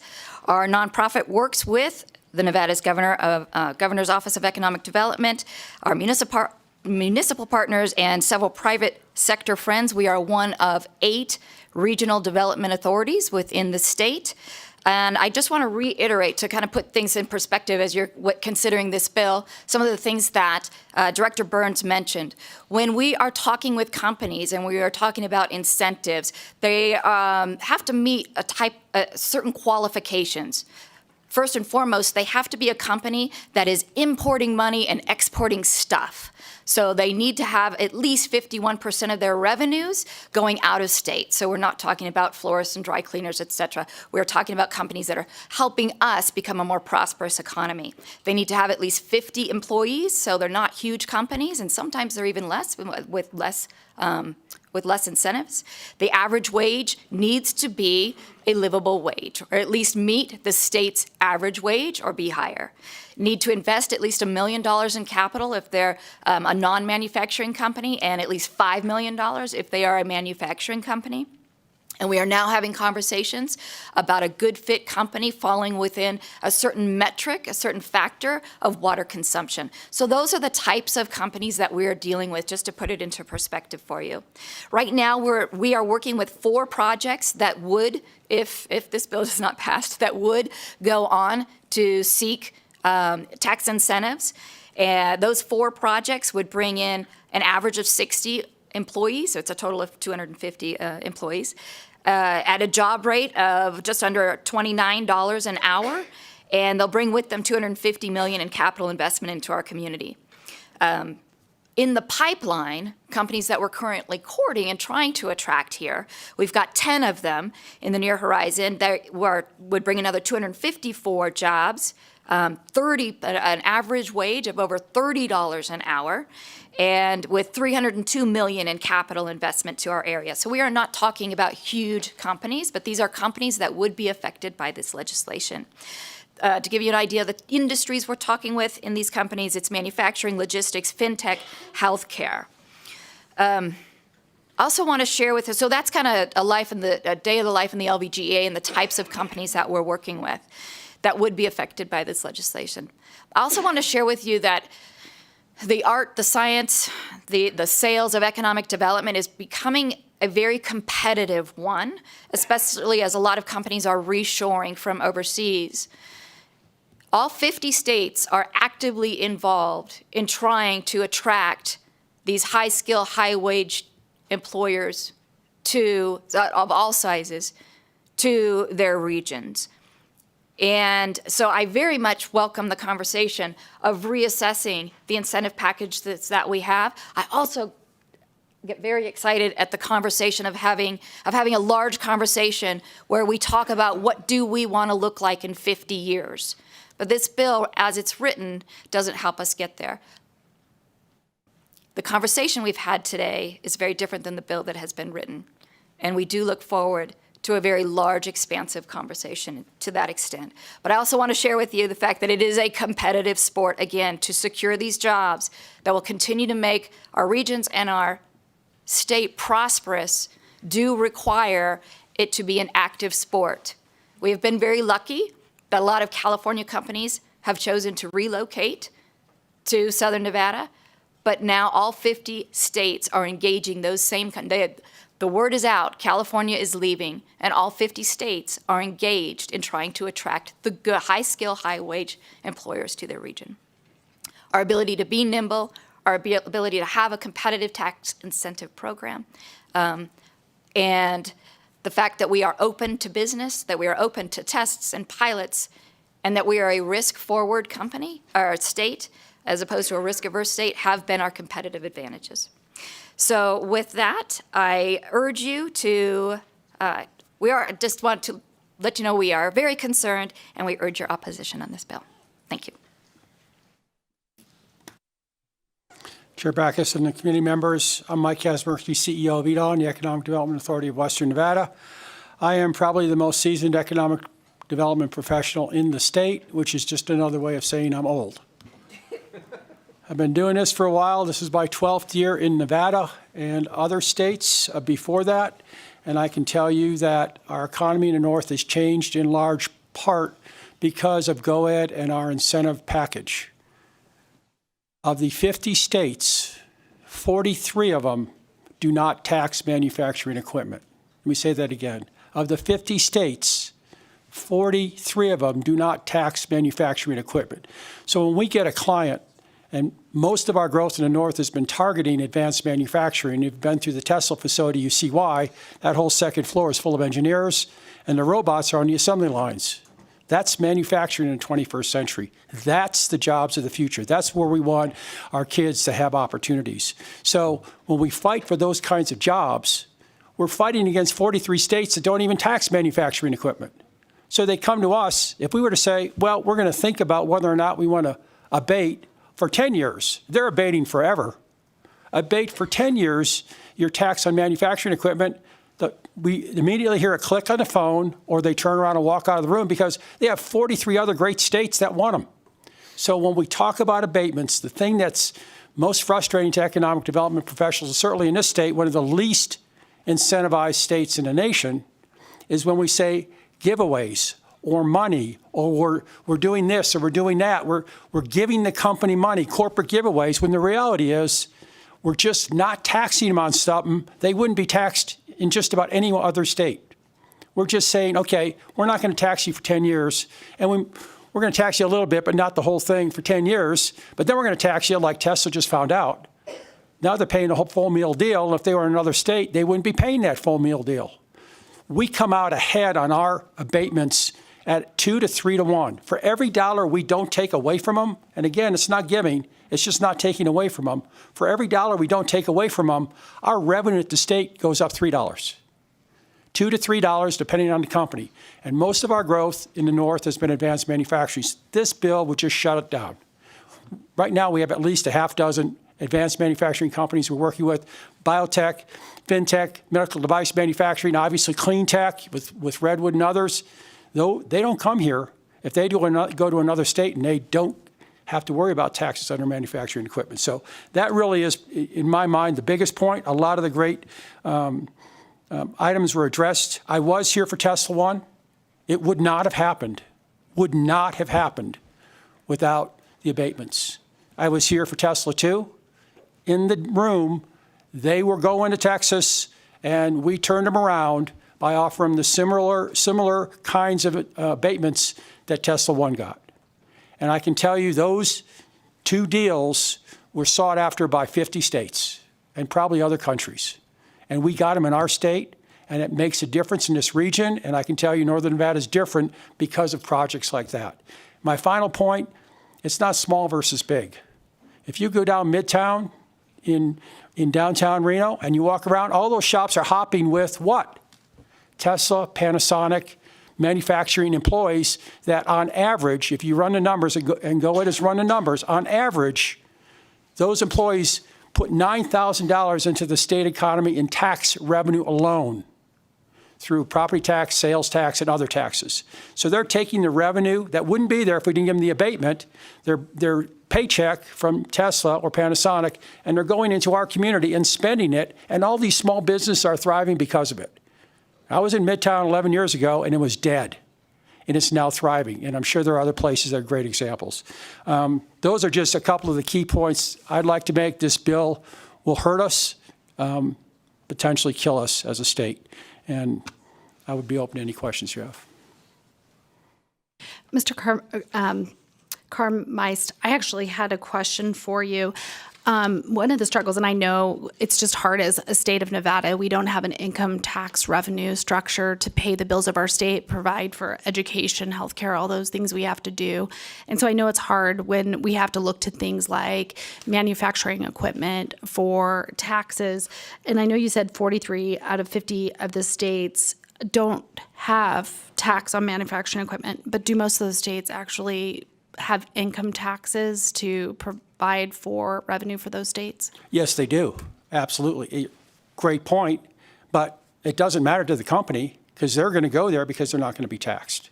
So from the company's perspective, that matters to them. To us as a state, our revenue model is based on something where we didn't have manufacturing when we started our financial planning, and we do now. And we need it because it is really helping us bring in the technology jobs of the future that are really exciting for our state. Thank you so much. We can go on to whoever is next. I forgot where we're at. One second before Mr. Carmice gets up, we have another question for you from Assemblywoman Summers Armstrong. Thank you, Madam Chair, and thank you, sir, for your passionate explanation. I just like to kind of continue on the ask about income taxes in other places. This is my second term, and this is the second time that I've been here when our state has been in a housing crisis.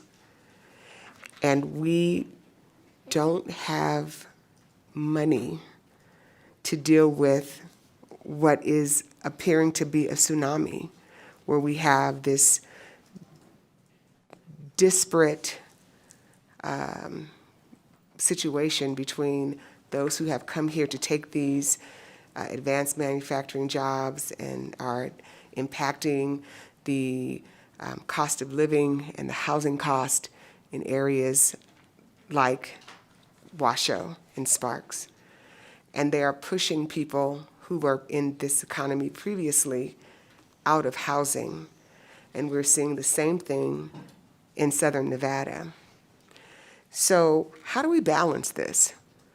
We're going after these businesses and we're all excited about bringing them here. But when we abate taxes, we're not losing, because you said we're not taking, okay? Thank you. But we're also not gathering. We're not collecting income that is going to help us deal with the social issues of our communities. How do we balance rampant homelessness, mental health issues, schools that are falling apart all over the state, but we can hold up and say that we've got a fabulous advanced manufacturing facility at the end of a road that isn't big enough to even handle the traffic that's going out there every day? Where's the balance? That is an amazing question. Mike Kazmersky, CEO of EDON. That is an amazing question that has a lot of subsets. I would first start by saying, according to the Tesla report, 90% of the people working out at Tesla are Nevada employees, or Nevada residents. So 90% of those are our people, and many of them have lost jobs. We have a very effective upskilling program in Northern Nevada that takes somebody that's losing their job at the casino, because if you haven't noticed, they're modernizing and putting more automation in there as well, taking them, giving them skill sets so they can move into these higher wage jobs and literally double their salary. So many of the jobs being filled, in fact, the numbers say most, if not all, in some cases, are Nevadans. The second piece is a lot of our kids, not just university level, but community college level and high school level, are now having opportunities to get quality living wage jobs in our state, in our region, and not have to go somewhere else for it. If we don't abate at least the manufacturing tax and probably others, those opportunities are in another state. They're not here.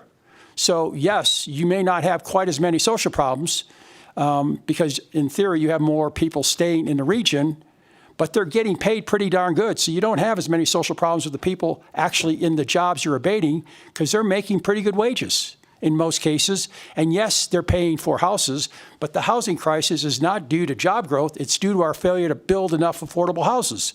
And in all honesty, a lot of things we're putting on top of the poor builders to make the houses unaffordable. And I've worked very hard on the housing affordability piece. I would say it's the second most important problem because I think education is the top of the list. But that is something that we can address in different ways, and supporting people building affordable housing is a solution, and it does work in other places, and we're starting to develop solutions to that. But the best solution to the problem is education and quality jobs. If you're educated and you have a quality job, you're going to be able to afford to live here. Thank you, Mr. Kermeiski. I didn't see your end of your name. Whoever's next, thank you so much for answering questions for us. Good afternoon, Chair Backus and members of the committee. For the record, my name is Jeff Sudich, and I'm the Executive Director of the Northern Nevada Development Authority, also known as NNDA. NNDA represents a rural region in Nevada, which covers Carson, Douglas, Lyon, Mineral, and Story counties. I'm here today in opposition of Senate Bill 394. While we appreciate Senator Neal and her efforts and her due diligence, Senate Bill 394 as written will limit economic development efforts in Nevada, and specifically rural communities. The reality is rural communities have more challenges to bring quality companies to our region than urban areas, and Senate Bill 394 will limit our ability to diversify rural regions and will negatively affect our economic development efforts within these rural communities.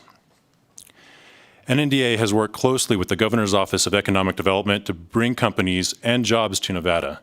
We pride ourselves on identifying and working with companies that match our rural region. For example, this year we supported a manufacturing company who received partial tax abatements, brought their production back from China to Minden, Nevada. This company is the only manufacturer of this product type in the United States. Under Senate Bill 394 as written, we will be losing the opportunity we currently have to work with companies like this one, who are considering our state as a location for their operations, and consequently, they may choose a different state. Nevada must remain competitive, and Senate Bill 394 takes us out of that competition. Thank you for your time. Thank you, Madam Chair, members of the committee. Warren Hardy, representing the Urban Consortium, which is made up of the cities of Las Vegas, Reno, Sparks, North Las Vegas, and Henderson. I found today's conversation very interesting, as I generally do when I have conversations with Senator Neal. She hit on something that I've grown growingly concerned about through the years, and that is the legislature sort of walking away from some of its input and obligations. So I really want to associate myself with her comments about having a conversation. Two things that Director Quigley said that I think are important. One is that the conversation that we had during the Senator's presentation is very different than what's represented in the bill. And I think that's important to note. The other thing she said that caught my attention was that this economic development activity is a competitive sport, I think she said. And that's important to understand with regard to this. So I think Senator Neal has made a very important, compelling argument about having a discussion. The only thing I would suggest on behalf of the cities, because we rely heavily on these types of incentives to bring businesses, to create jobs, to create tax revenue, to create other things, is that as we have the conversation, we have it in a way that doesn't disrupt the economic momentum that's currently taking place in Nevada. Nevada has had a remarkable recovery. And so while we have this conversation, which is an important one to have about the legislature's involvement in making these types of decisions, I think we need to make sure we have it in a way that doesn't disrupt the momentum. So with that, Madam Chair, I appreciate the opportunity to be here. Mr. Hardy, we actually have a question for you. Thank you, Chair, for giving me the time, and thank you for the presentation, for the comments. Thank you. Late night. Out of curiosity, has there been discussion amongst that consortium about when the abatements are helping one county and not a neighboring county, and especially the impact on, although I did disagree with the statement that was made earlier, especially the impact that it has on education as well as housing in the neighboring counties as well as other infrastructures. Has your organization had those discussions with GoEd, and or are there plans to possibly continue that? Number one. And then number two, I do take a little bit of offense with your term of the legislature choosing to walk away from our responsibility. The way that I read this bill, it's us trying to make sure that we're still being held responsible. So the comment of walking away, I do take a little bit of offense with, because quite frankly, that is not a decision made by the lawmakers at this time.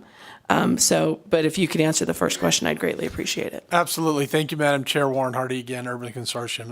Let me clarify what I said, because I view this type of discussion as the legislature walking back towards that, not walking away. So if I misled you to believe that I was saying this legislation is walking away, it's exactly the opposite. These types of discussions are helpful, and many of you have served on other committees have heard me talk about the legislature getting back in the co-pilot seat on a lot of things, and I think there's activity and movement towards that, particularly in this session. So my apologies if I was inartful in how I presented that, because I do believe this bill does, this concept, this idea of having these discussions is moving us back to where we need to be. So thank you for that opportunity to clarify.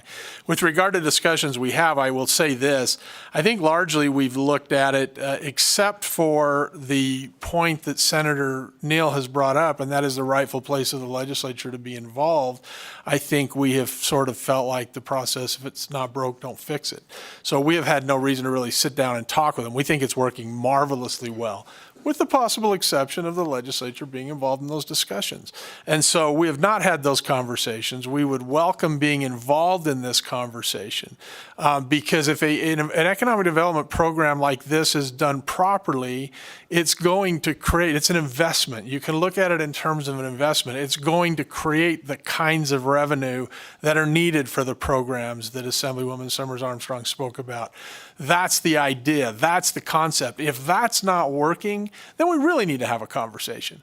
I would argue, as somebody that's watched this for many, many years, that it is working, except for the point that Senator Neal's making, and that the legislature needs to be a little more involved in those conversations. So I hope that's helpful, because that's the only place where I feel like the process needs work.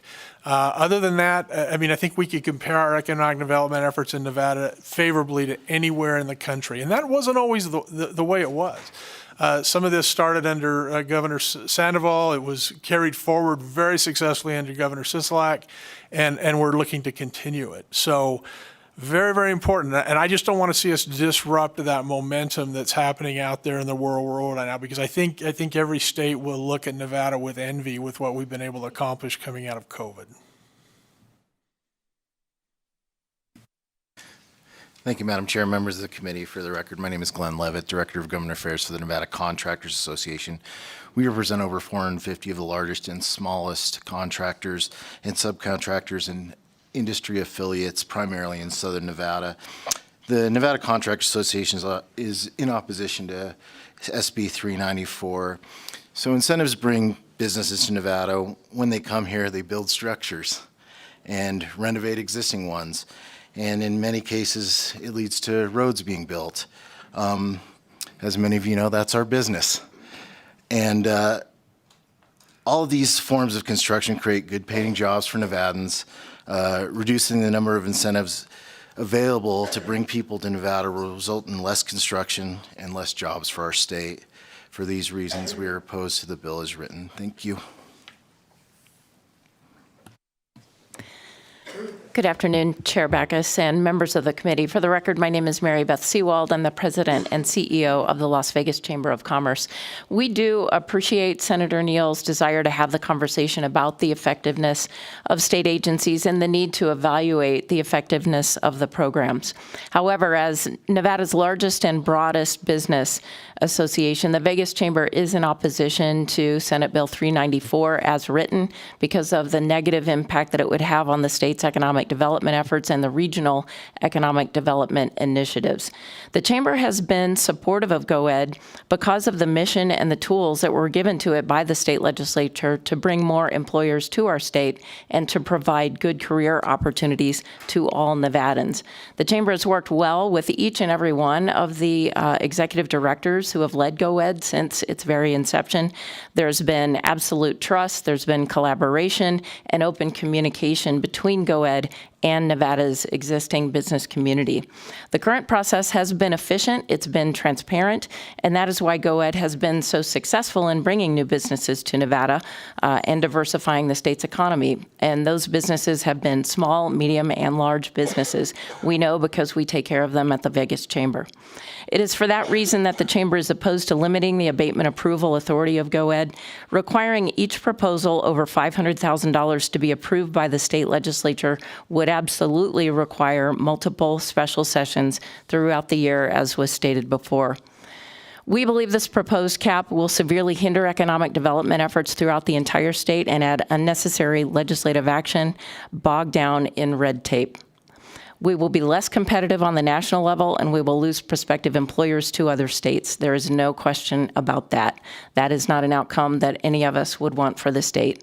Thank you so much for your time and consideration today. Thank you, Madam Chair, members of the committee. My name is Tom Clark. I'm here on behalf of the Reno Sparks Chamber of Commerce.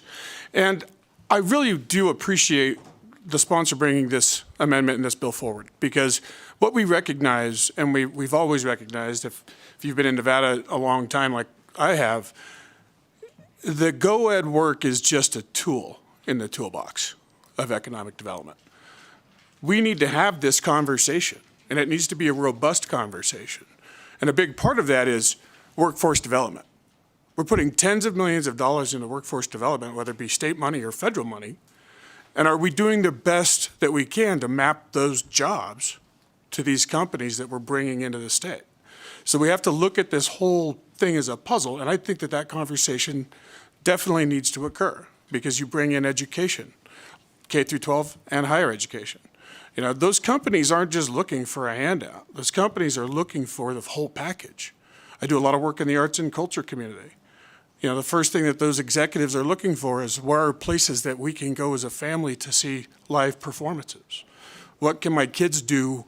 What are the art and cultural opportunities that are there? These incentive programs, especially when you're talking about the smaller ones, not the billion-dollar companies like we see with Tesla and others, they're looking for the whole package. We do have to have this conversation about the whole package. We oppose this bill as it's written, as it sits, but we definitely support the conversation that I think it will brew. Thank you, Madam Chair. Thank you, Madam Chair, members of the committee. My name is Mac Bybee. I am with the Associated Builders and Contractors of Nevada. I'm essentially going to echo my colleague from the Nevada Contractors Association's remarks. These companies that come in, they need to be built, and that's what my members do. They build these facilities, the manufacturing facilities, the commercial space, and for that reason, we are opposed to this legislation as written. Thank you. Good afternoon, Madam Chairman. Cheryl Blumstrom with the Nevada Trucking Association, and this evening speaking as well for the Nevada Manufacturers Association. I'm going to echo the comments of my colleagues pretty much in total. I will add to that limiting the abatement size to a predetermined number, kind of no matter what that number is, limits the nimbleness that economic development requires. Some are large, some are small, some are very large. And with those companies come, and you've heard the numbers from GoEd, this many employees and this much capital investment, and the return on investment that these deals bring really makes a difference in our state. You can see it clearly after the Tesla session and what happened when Tesla came to Nevada. And people have talked a little bit about how Northern Nevada did pretty well coming out of the pandemic. We had businesses that were able to open safely and maintain their businesses and maintain their employment. And Southern Nevada suffered a little bit because they were so fully engaged in the entertainment and tourism industry. Another thing that I would point out, and I confirmed this afternoon, Las Vegas is picking up at a really good clip, and I think it's partly because of what's going on with economic development abatements down there. We measure in the Trucking Association inbound and outbound freight to an area, and where it balances is where an economy is really healthy. In Southern Nevada, inbound freight for a lot of years has been stronger than outbound freight because we're serving a service economy and there's not a lot of stuff made, as one of the economic development says money in, outbound, stuff outbound. That's what we need to have. And as to the Trucking Association, these folks are our customers. We bring material in and we take finished product out. So when we have customers that are successful, our folks are successful. And to that end, we welcome the conversation and I'm happy to participate in it, but do not support the bill as it's currently written. Thank you. Good evening, Chair. My name is Elise Monroy Marsala. I'm here today on behalf of the Associated General Contractors Nevada chapter to register our opposition for Senate Bill 394. For many of the reasons stated by testifiers before me, we urge you to oppose this bill. Thank you. Good evening, Madam Chair, members of the committee. Nice to see you all. For the record, my name is Andrew McKay. I'm the Executive Director of the Nevada Franchised Auto Dealers Association. I think I'll keep it brief. Most of what I was going to say has already been covered, but I think it's important to note that our opposition is limited to the bill as drafted and the $500,000 threshold. We overwhelmingly support the idea of having a discussion. That's healthy. And that's how you build robust economic development. I think it's important, and not to sound cliche, that we need to be careful that don't let perfect be the enemy of the good. And when you look in terms of our industry, and as it's going to decarbonization, if it wasn't for, quite frankly, GOED, EDON, Northern Nevada Development Authority, all of these entities that are working as a cohesive team, Nevada being at the forefront of this just simply wouldn't happen. We're going to be the only state, and frankly the only entity in the entire world where you're going to ultimately see control with respect to, from, for lack of a better term, cradle to grave, lithium battery production, recycling, and having a complete circular supply chain on that front. And so, again, we come up in opposition based on the bill as drafted, but applaud Senator Neal for at least wanting to have a discussion, and that's important, and we would be glad and respectfully request that we're part of that. Thank you, ma'am. Good afternoon. My name is Sam Anastasados. That's spelled Anastasatos. I'm with the Griffin Company, testifying on behalf of the Nevada Subcontractors Association. The NSA is opposed to SB 395 as currently written, and I would just like to echo the comments made by the Nevada Contractors Association. Thank you. Madam Chair, members of the committee, Nick Vasiliadis for the record here on behalf of the Nevada Resort Association. For many of the reasons that you've already heard, we will not belabor the point. We're opposed as written, though we do very much appreciate the intention that the sponsor of the bill has to force a conversation about accountability. Nevertheless, I know it's probably sound like a broken record, but the state's largest taxpayer. We are always extra attentive towards anything that might inhibit or limit economic diversity, because I think a lot of the programs that were talked about in terms of needing additional funding is going to require to increase the diversity of economic input in this state. Thank you, Madam Chair. Good evening, Chair Backus and members of the committee. Lindsay Knox with McDonald Carano here on behalf of Dragonfly Energy.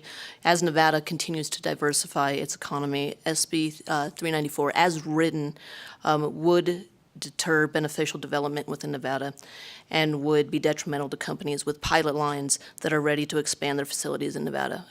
I have high hopes that we continue this discussion, and we look forward to being at the table. Thank you.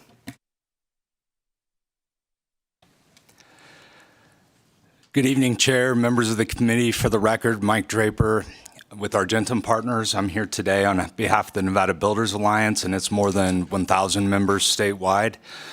And while I am here in opposition of SB 394, I would like to commend Senator Neal for her always fearless leadership. And I do agree that these are conversations that should be had on an ongoing basis and that must be had. However, that they should be based on data and well-grounded policy decisions. I echo the concerns that you've already heard and would also like to point out that this current proposal would put economic development at the mercy of the uncertainty of political winds. As we've seen more and more, there is significant turnover in the legislature every 2 years, and companies would be put squarely at the mercy of politics rather than consistent policy and regulations, two extremely important facets of economic development, and will put the legislature in a position of consistently picking winners and losers. Our state has a proven track record of successfully using abatements to generate exponentially greater benefit for all segments of our state. At its core, our state has treated abatements truly as investments with guardrails in place to ensure a significant return on investment that allows more opportunities for small business, workforce training and development, and higher wages, among many other things. At a time more than ever, we are working to diversify our economy. We must be very careful to ensure any conversations about economic development don't deter from a more diverse economy. It is for these reasons that we are opposed to SB 394. Thank you. Good evening, Chair Backus and members of the committee. Christina Kleist with Brownstein here tonight representing the Latin Chamber of Commerce. Peter Guzman, the president and CEO, was on the line, but unfortunately had to go to another commitment this evening. He did want to emphasize his prior work with Senator Neal and acknowledge her sincerity with respect to economic development, but also that the role GOED plays in economic development and diversifying our economy is critical. We appreciate Senator Neal's statements that the bill as written is unworkable. The conversation sought by this bill is important and complex. It should not be restricted to the limited amount of time left in this legislative session. The Latin Chamber is opposed to this bill as written, and we echo many of the comments previously made. We look forward to participating in the conversation moving forward. Thank you. Madam Chair, members of the committee, for the record, I'm Dale Urquiaga, and I served as the acting chancellor of the Nevada System of Higher Education. In full disclosure, the chancellor sits as a member of the GOED board. I am not a voting member, however, and in further disclosure, I was there when this bill was written 12 years ago. I'm not going to talk to you, however, about the bill that was originally written or about tax abatements. The system is opposed to this bill as drafted, as you have heard from many of the speakers before me. But I will tell you a story very quickly. When the chancellor takes a position on behalf of the system, I typically poll the institutions, and my institutions don't always agree. I know that will shock you, given the diversity of my institutions. On this bill, they all came back very quickly and said, this could harm jobs for our graduates. I have the care today of about 105,000 students within the system, and our primary role is often to help them transfer into a career. Our institutions work with the businesses that have been brought here over the last 12 years, and we will work with those businesses who come in the future. And so I wanted you to know that side of this.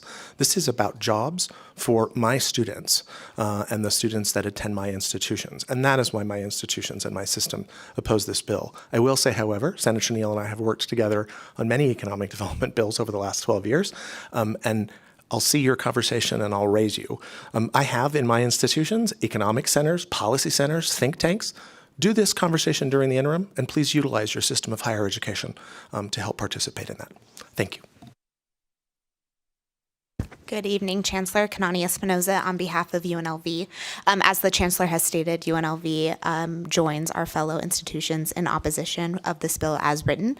UNLV has Blackfire with economic development and sees that as a catalyst to development in Southern Nevada and would like to be in further conversations during the interim. Thank you. Good evening, Chair Backus, members of the committee. Anthony Ruiz with Nevada State College, testifying in opposition only to the bill as written. Really looking forward to some of the conversations moving forward. And I'll just sort of repeat one piece that I won't say it's more important, but I do think, I know this is Assembly Committee on Revenue, but I think the conversations happening in education, and as was mentioned by Mike Kazmierski from EDON, education is really, I'll say, equally as important to some of these conversations we're having around economic development. So thank you. With that, we'll go to Las Vegas for testimony in opposition to Senate Bill 394. Thank you, Chairwoman Backus and members of the committee. My name is Emily Osterberg, Osterberg, and I'm here on behalf of the Henderson Chamber of Commerce and our more than 1,800 members, most of which are small businesses. I will echo the comments made before me in opposition. We fear this bill as written would create substantial hurdles for economic development in the state. But again, as mentioned prior to my testimony, we are always willing to have a conversation and, in fact, encourage a conversation between the legislature and our partners throughout the state. Thank you. Thank you. I take it there's probably no one else there in the room in Las Vegas wishing to give testimony in opposition to Senate Bill 394. So we'll go ahead and go to the phone lines. BPS, is there anyone on the phone lines wishing to give testimony in opposition to Senate Bill 394? Callers, if you'd like to testify in opposition to Senate Bill 394, please press star 9 now to take your place in the queue.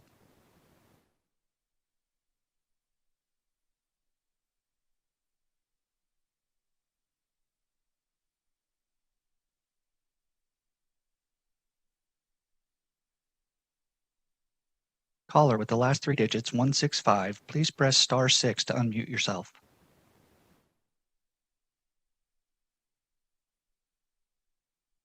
Good evening, Chair Bacchus, Vice Chair Constantine, and members of the committee. My name is Glenn Christensen. I'm here as Chairman Emeritus of the Las Vegas Global Economic Alliance.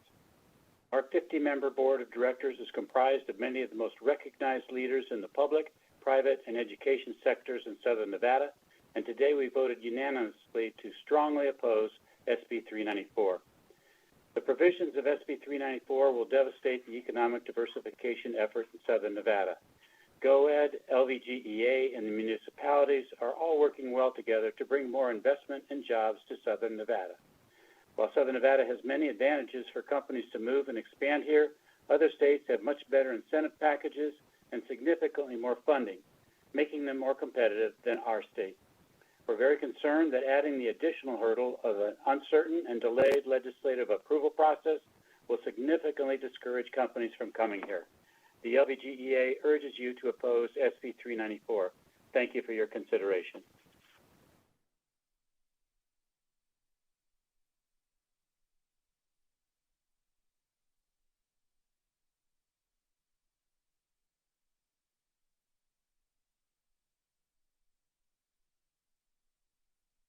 Caller with the last 3 digits 461, you are unmuted and may begin.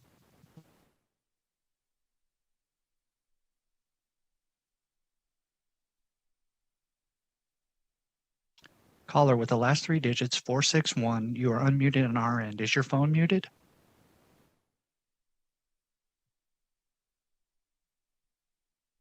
Can you guys hear me? Hello?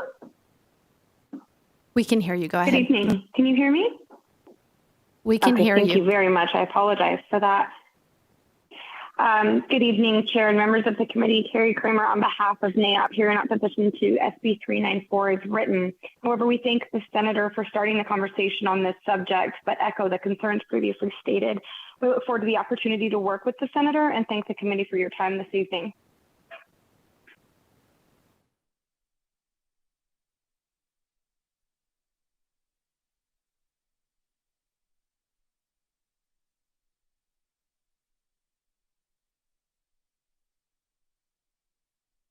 Good evening. Can you hear me okay? We can hear you. Go ahead. Wonderful. Greetings, Madam Chair and Committee. I'm Sheldon Mudd with the Northeastern Nevada Regional Development Authority. We're responsible for economic development in Lander, Eureka, Elko, and White Pine counties. We're testifying this evening in opposition to Senate Bill 394, primarily due to the time factor that's involved. You see, when we talk to companies, prospective companies in our area, whether we're talking about available workforce, construction capability, or permitting timelines, it all boils down to one factor, and that's time to market. How fast can they get their product or service to market so that they can start seeing a return on investment? And so for those reasons, we're concerned about the bill as written. Now, the Senator did mention that the model so far in regards to economic development in the state of Nevada has been effective. And I believe that's primarily due to the fact that GOED has been led and staffed by individuals who have experience in the private sector. They know what it means to have to turn a buck, to create value in a timely manner in order to survive. Unfortunately, I think it was somewhat implied that this process or this model has served its purpose, and it might be time to scale it back. I just want to remind the committee that rural Nevada, or 90% of Nevada's land mass, has not realized the level of growth and diversification as what we've seen in the other 10% of the land mass. Now, don't get me wrong, we have benefited from this as we see far more exposure and more opportunities than what we've seen in the past. The fact is we need this model to remain in place in order for us in rural Nevada to be competitive. I'm afraid that removing a model that has proven effective prior to the entire state benefiting from its existence could be a tremendous problem. And I appreciate Senator Dina Neal for wanting to start this conversation. I think that there's always room for improvement, but I would say if any government body could be involved in this process, it should be at the local level with city councils and county commissions involved in the process long before the legislature gets involved. I appreciate your time tonight. Once again, we are in opposition to Senate Bill 394 as it might inhibit our ability to attract new business and industry into rural Nevada. Thank you.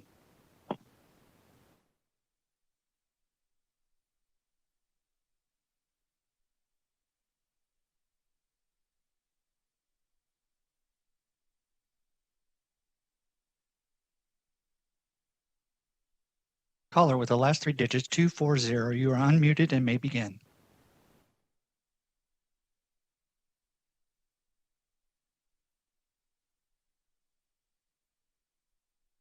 Caller with the last three digits, 240, you are unmuted on our end. Is your phone muted?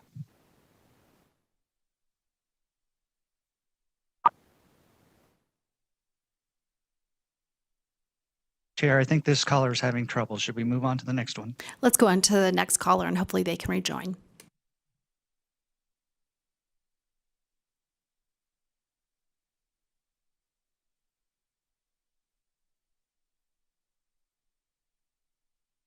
Evening. This is Heidi Lesbionovic from Pershing County.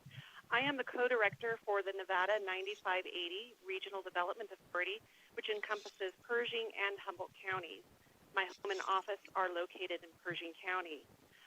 Opposed to SB 394, of 2022, Nevada 9580 RDA brought forth an application for tax abatement board, which is held as a meeting on behalf of West Coast Salmon Nevada. We, as an RDA and the company, are mindful of all the requirements of the process and are proud that we can say we can meet those requirements. Thankfully, those tax abatements were approved. Total economic value is projected to be in the amount of over $200 million over 10 years. Our region is excited for West Coast Salmon Nevada to be a part of our community. Without tax abatements, Pershing County is no longer a viable or competitive location for economic development and growth. Our local government coffers are lean without economic growth. Our yearly operating budget is under $6 for the county, for the city of Lovelock. We have no other tools. Opportunities for diversity for our economy will most likely pass us by. Again, I am opposed to SB 394 and implore you to keep this available to my community.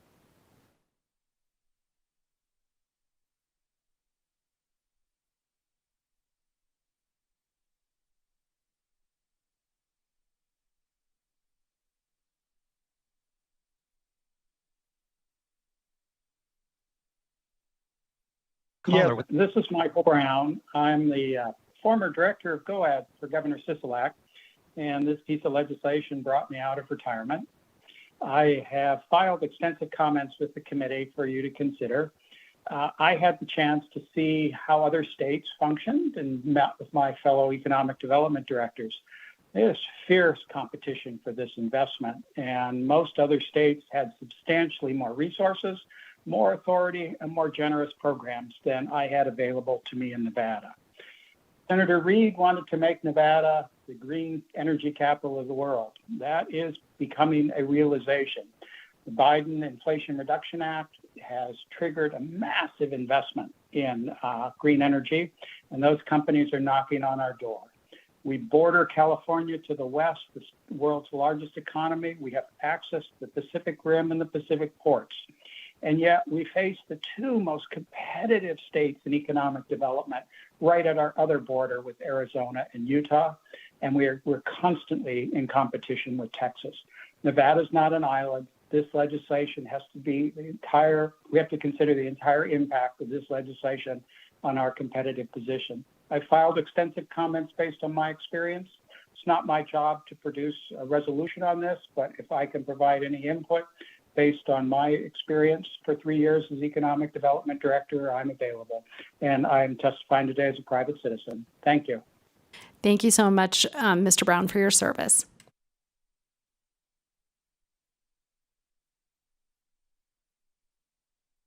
BYRUS-HOJJATY. I will ditto many of the comments of the previous callers that our state has to remain economically competitive. We have raised many taxes in the past. Where have we gone from all those measures? And it's interesting that we have somebody from support who comes from a state that has very high taxes, and many folks and companies are leaving. I wonder what his reaction to that. Other than that, thank you so much. Yield. Callers, if you've recently joined and like to testify in opposition to Senate Bill 394, please press star 9 now to take your place in the queue.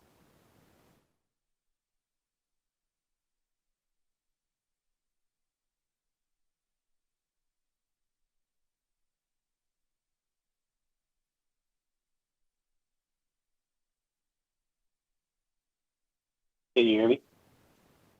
We can hear you. Great, thank you.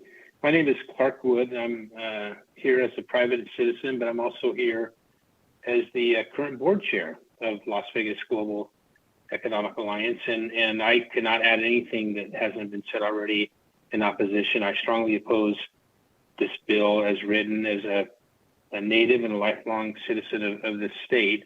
But I would also add that, there's 50 plus board members here on LVGEA. I've been serving a little over 8 years, and I can tell you unequivocally that those board members, and I've been involved a little bit with EDON and through our investment in my work life with Mike Kay. We call him Mike Kay because I can never pronounce his last name. That the board and the staff of these agencies are laser focused on the right fit companies for the state. So I would tell you, Senator Neal, and then the rest of the committee that we share the same concerns that you have as far as getting the right companies that do not detract from the benefits of the state and then bringing jobs and bringing support for our communities within the state and do not provide a distraction or a deficit for our state and our communities. And we're trying to broaden the economic development. I just talking to a fellow worker today about this is the fourth once in a lifetime event that I've served with 9/11, the Great Recession, the pandemic, and now this banking crisis. And we have to live through these. We have to get better as a community about how we react and be proactive about not having the effects on our community. So I yield the rest of my time, but strongly oppose this bill as written and offer any sort of communication and building relationships to have a further conversation on this very, very, very important topic. Thank you.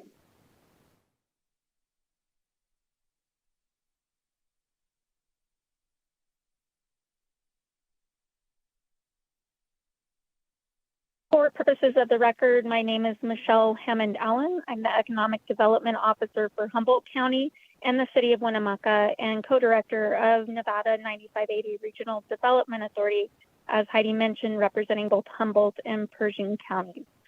Chair Backus and members of the committee, I would like to respectfully oppose SB 394 as presented. I don't discount the need for review and discussion as mentioned, but we do disagree in the dilution of our process in such a drastic reduction in the amount to be offered through our current incentive structure. Our county and city are not interested in opening the floodgates to just any business or industry that wants to locate here. Instead, we move forward strategically and thoughtfully to diversify our economy and our community in a way that will sustain our quality of life and community values. We actively and openly engage in conversation. We seek out a seat at the decision-making table. We are both the welcoming committee as well as the gatekeeper in our community. The state incentive policy gives our rural communities a tool and a partner in GoEd in attracting businesses that we feel would fit our community. Rather than taking whatever we can get, we have something that allows us a timely way to compete for those industries that would best serve our community interests, as well as guaranteeing, let's not forget, some sort of accountability that we can hold these companies to in things like job creation and capital investment. The current state incentive policy structure requires companies to engage in conversation with our communities through our regional development authorities. In fact, these companies must seek our support prior to applying for the state incentive package. We work with GoEd and any potential candidate in a very complicated and thorough vetting process prior to issuing our RDA recommendation as our region for any potential incentives. There is a process in place that includes our community in making these important decisions that will directly affect our community. I implore you, in whatever decision is made, that our local input and consensus is encouraged and part of that process. The two most recent projects receiving abatements in our region include the Lithium Nevada project in Humboldt County and the West Coast Salmon project in Pershing County. I would encourage and invite you to contact us to discuss how the current incentive structure has benefited our rural communities. Thank you.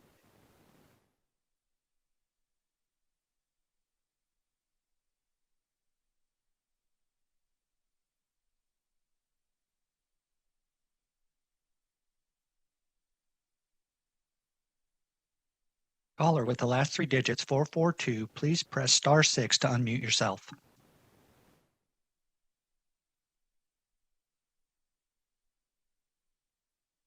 Good evening, Madam Chair and members of the committee.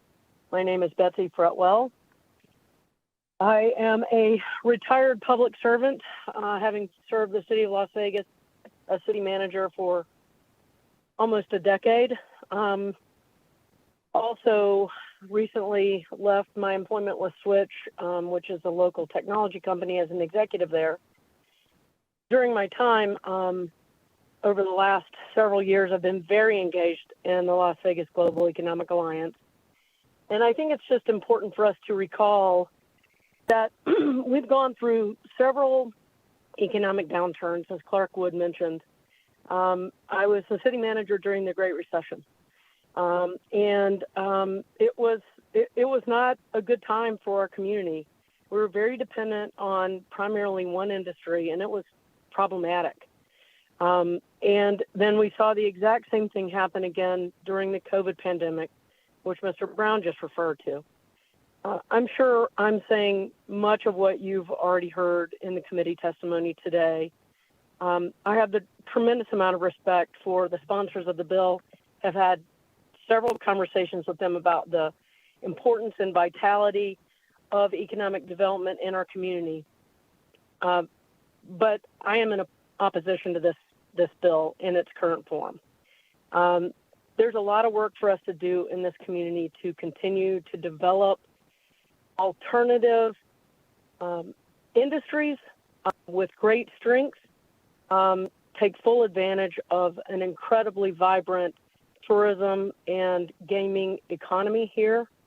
But we have to do both, and we have to have a strong set of tools to be able to compete. When I was the chair of the LVCVA, our state was referred to as the flyover state. A bill like this will keep us in that condition. There are a lot of people that are working very hard throughout the state, not just Southern Nevada, to ensure that we are in a competitive field for new and growing businesses, and businesses that are looking for more hospitable environments to grow their businesses. Nevada is one of those. We need to keep it that way. Thank you very much for your time this afternoon, and I wish you the best of luck as you consider this. And just to restate my position, I'm in opposition to this, and I hope that the committee will give that consideration. Thank you. If we can go to the last caller on the phone.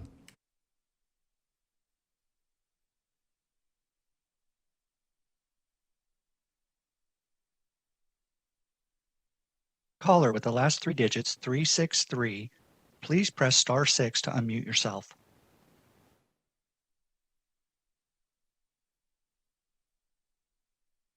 Well, thank you for the opportunity.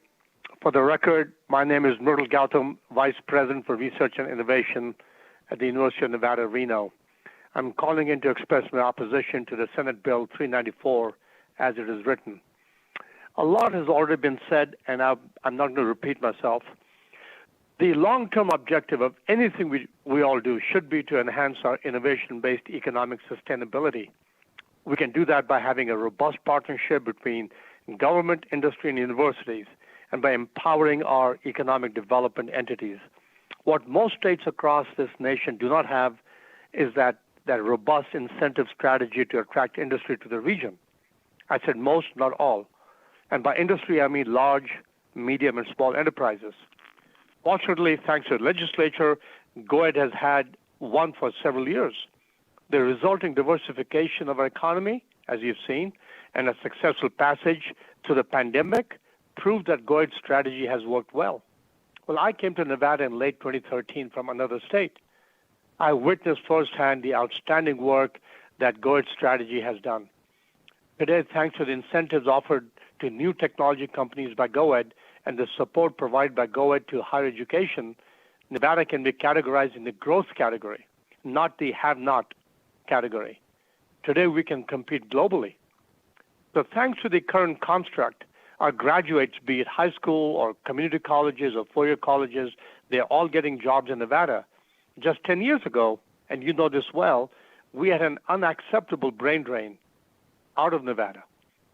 Further, as you well know, every high-tech job created leads to a creation of 4.2, 4.3 service sector jobs.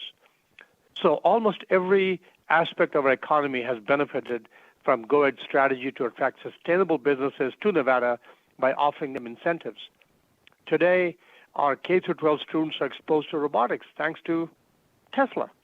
That means our K-12 students are involved in real-world problem solving and critical thinking and gaining hands-on skills and competing with the best out there in the world and getting exposed to and learning coding. Isn't that what we all want? The University of Nevada, Reno has created a K-12 robotics center in Reno, the only one of its kind, thanks to Tesla. Large, successful, and sustainable enterprises will relocate when they're presented with incentives and when decisions are made at the speed of industry. GOED has done that time and time again. Thanks to you and to the Governor's Office of Economic Development, Nevada is in a very good place today. We don't want to change that. Hence, I'd like to reiterate my opposition to Senate Bill 394. Thank you. Thank you so much. With that, we'll go to testimony in neutral to SB 394. Is there anyone here in Carson City wishing to give testimony in the neutral to SB 394? Please start when you get to the mic.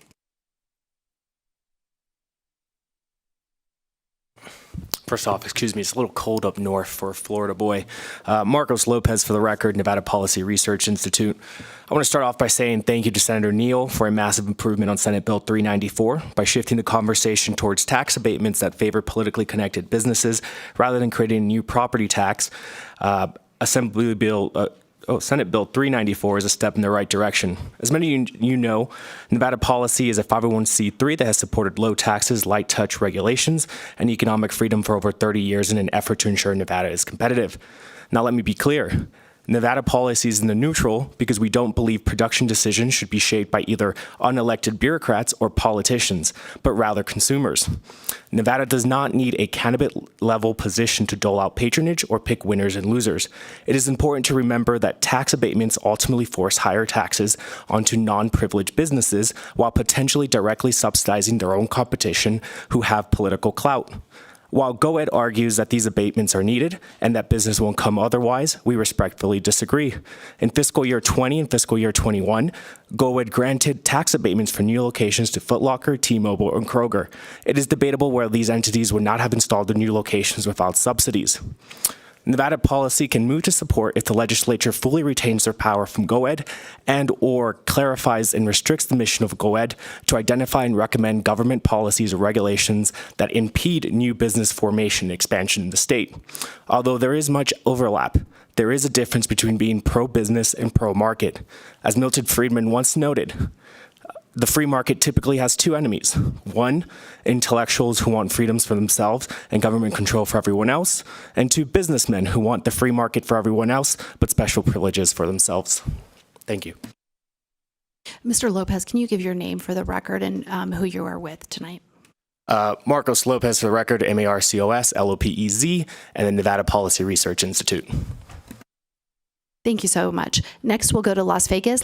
Is there anyone in the room in Las Vegas wishing to give testimony in the neutral to Senate Bill 394?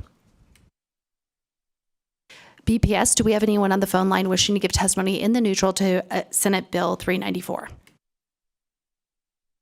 If you'd like to testify in neutral for Senate Bill 394, please press star 9 now to take your place in the queue.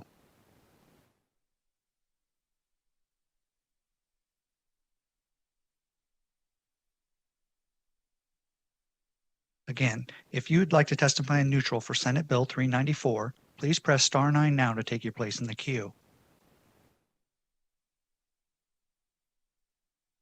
Chair, we have no callers in neutral at this time. Thank you so much. With that, I would maybe ask the bill sponsor if she wants to give any closing remarks, maybe very short. Oh, great. I appreciate that. With that, we'll go ahead and close the hearing on Senate Bill 394. I kind of want to give people some scheduling in light of tonight's schedule and some time we're up in the garage for the parking garage. We're going to work session Senate Bill 50. After we work session Senate Bill 50, we're going to take a little break for those that have cars in the garage downstairs to be able to move their cars and then come back, unless I have a quorum, and then we can keep in a committee so we don't have to go into a subcommittee. So with that, we will now open up the work session for Senate Bill 50, and I will turn it over to Ms. Powers. Thank you, Chair Backus. Susanna Powers, Deputy Fiscal Analyst with the Fiscal Analysis Division. The work session document for Senate Bill 50 is available to the public on Nellis. Senate Bill 50 in its first preprint was sponsored by the Senate Committee on Revenue and Economic Development on behalf of the Department of Taxation. This bill was heard on May 2nd, 2023 by this committee. Senate Bill 50 in its first reprint revises the process through which members of the Nevada National Guard who are on active status and who are residents of this state and certain relatives of such members of the Nevada National Guard can claim an exemption from sales and use taxes on purchases that occur on a date on which Nevada Day is observed or the immediately following Saturday or Sunday. Under current law, the claims process requires the respective eligible Nevada National Guard member or his or her relative to claim the exemption via a letter issued by the Department of Taxation from the retailer from whom the member or his or her relative purchases tangible personal property. The retailer is required to retain and present the letter of exemption to the Department of Taxation upon request. Senate Bill 50 revises the process to require the respective eligible member of the Nevada National Guard and his or her relatives to pay the full amount of sales taxes to the retailer and submit a request for refund to the Department of Taxation after the purchase, including a copy of the letter of exemption and a copy of receipts of eligible purchases. There were no amendments proposed to this bill. Are there any questions about the work session document? With that, I will entertain a motion to do pass Senate Bill 50. I have a first from Assemblyman Nguyen and a second from Assemblywoman Mosca. Is there any discussion on the motion? All in favor say aye. Aye. All opposed say nay. The motion carries. I will assign the floor statement to Assemblyman Gray. This will bring us to we'll close the work session. And if we can take a 1-minute recess, I want to see if I may have quorum to continue if we allow people to move their cars. But Senator Pazina, do you have a car in the garage? Okay, then we will take a break because you are the most important person probably for our next bill presentation.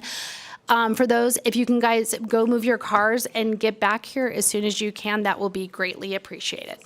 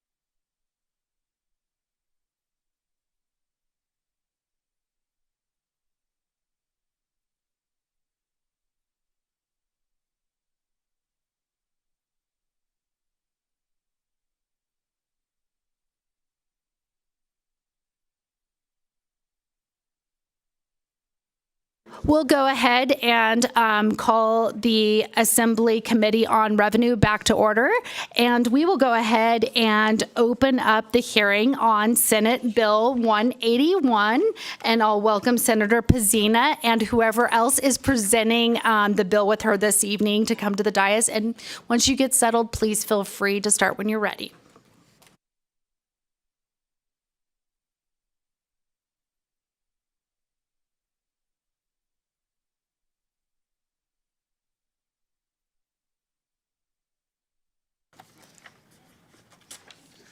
Good evening, Chair Backus and members of the Assembly Committee on Revenue.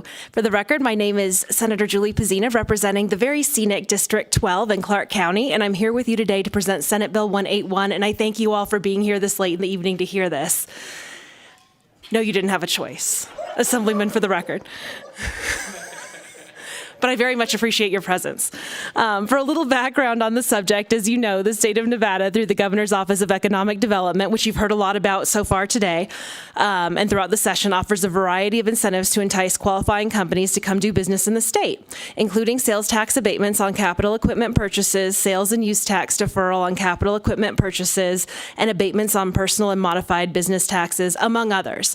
In 2013, so 10 years ago, with the passage of Assembly Bill 61, the legislature initially approved shifting the authority to approve partial tax abatements from the director of the Governor's Office of Economic Development to the Board of Economic Development for abatements totaling $250,000 or more.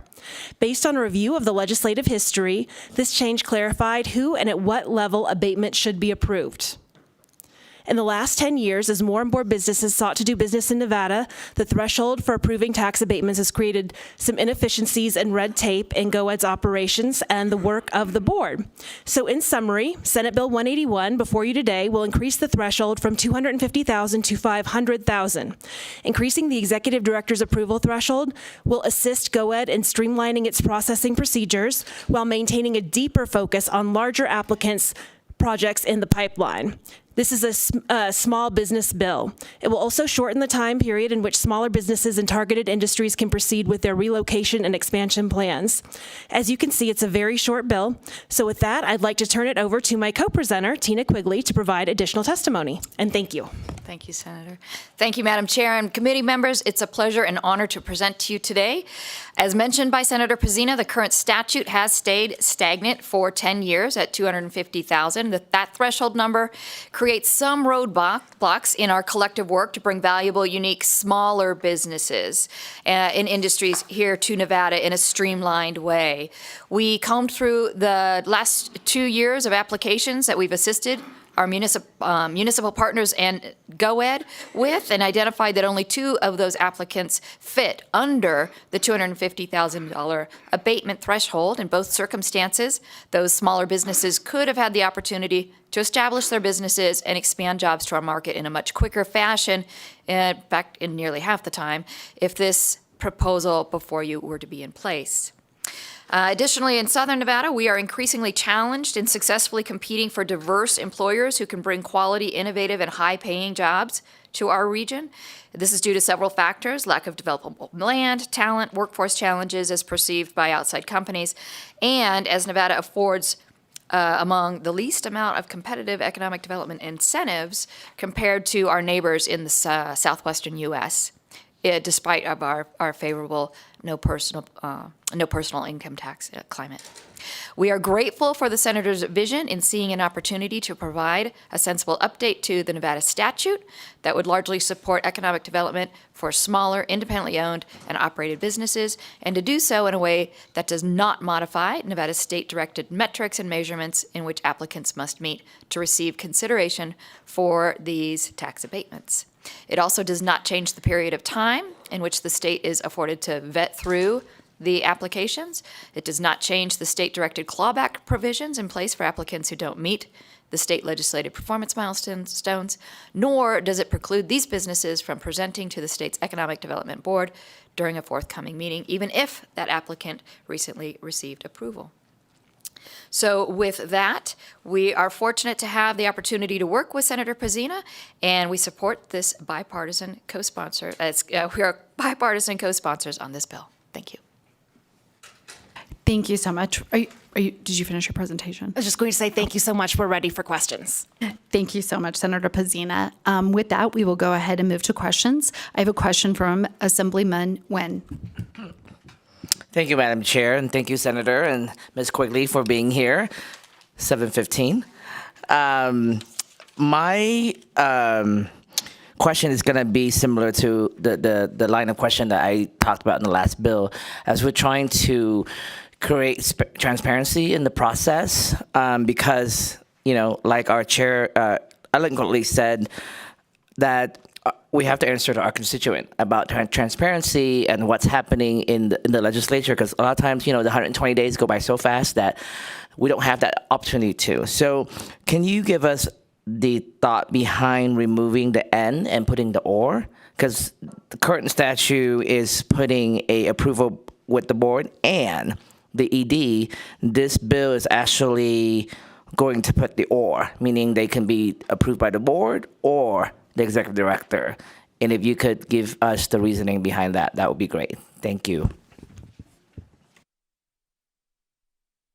Good evening, everyone. Amber Stidham from Las Vegas Global Economic Alliance, for the record. The intent behind that is to provide more clarity with regard to the threshold piece here. Currently, applicants are vetted and by the regional development authorities, and then vetted further at the state level through the Governor's Office of Economic Development, and then vetted further for conversation and approval through the GOED board. With this clarity, what it would do is allow a little bit of independence for the executive director to provide that authorization through the two different phases of vetting processes, but there is still the continued intent to still, it's late. There would still be the transparency aspect of the financial review, and the anticipated partial performance-based tax incentives for how long that would be made available to the public, and these applicants would still go before the GOED board to still present about their business, even if they may have received authorization from the executive director. Does that answer your question? Again, sort of, but I just want to make sure that there is still accountability in the measure, and I don't think if the intent was for that accountability to exist, the or is actually making me a little uncomfortable with. So, Senator, I'm not sure if that was your intent as well, and if that's the case, I just want to see if we can maybe somehow put in that transparent, that accountability part, that the or part right now doesn't give that comfort level for me. So I just wanted to put that out there on public record that I am supportive of the amount changes, but I think I am not comfortable with having one or the other, and I would still like to keep it as both entities to be in the same approval process. Thank you. Chair, should I go through you or direct to the Assemblyman? You can definitely go direct to the Thank you so Assembly much. members. Julie Fazina for the record, and thank you so much for the question. The goal here was really cutting through red tape. Some of the challenges were we were seeing small businesses waiting for quarterly meetings, and in that 3-4 month wait, oftentimes between meetings, they were choosing to go to Arizona, to Utah, to Texas, to Colorado, to other states instead of coming to Nevada. So the goal in this was to give the executive director the authority to change the abatement process to from $250,000 to up to $500,000, just to help small businesses. And again, the emphasis is on small businesses with this bill. And by saying or, we're saying or upon approval by the executive director, but all of the same milestones have to be met. And I don't know if you maybe amended additional language, just adding that, again, all of those same milestones are being met in order for that approval process to take place. Nothing changes there. Quick follow-up, Chair. Thank you. So I just hypothetically, what if the board disagree with the executive director? Then what happens?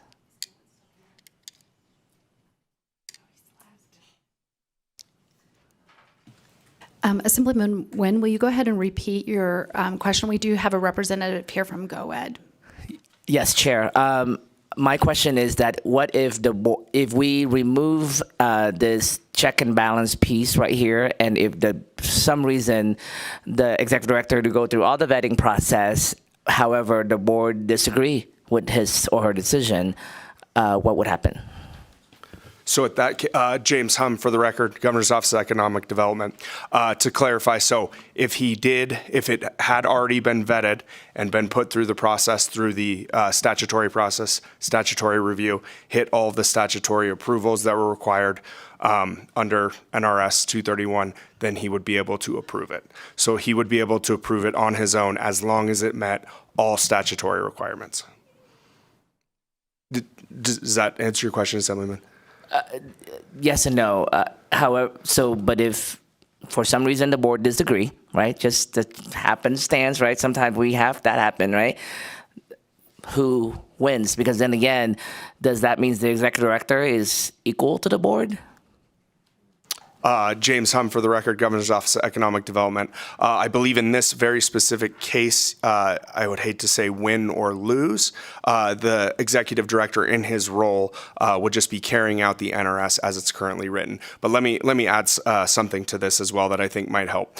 Since the inception of GoEd, what we have always done is that brought every one of them, whether it's director's approval or not, because again, we consider these wins and terrific opportunities for the state that people like President Quigley bring to us. We think they're absolutely phenomenal. So in an effort of full disclosure and in transparency, every one that we do, whether executive director approval or not, the rest are of course required to be presented to the board. We bring forward to the board. And at that time, again, not necessarily that they could oppose it, but in full transparency, they still review all of that. And then those go out as well in the pre-board packets to every member of the board.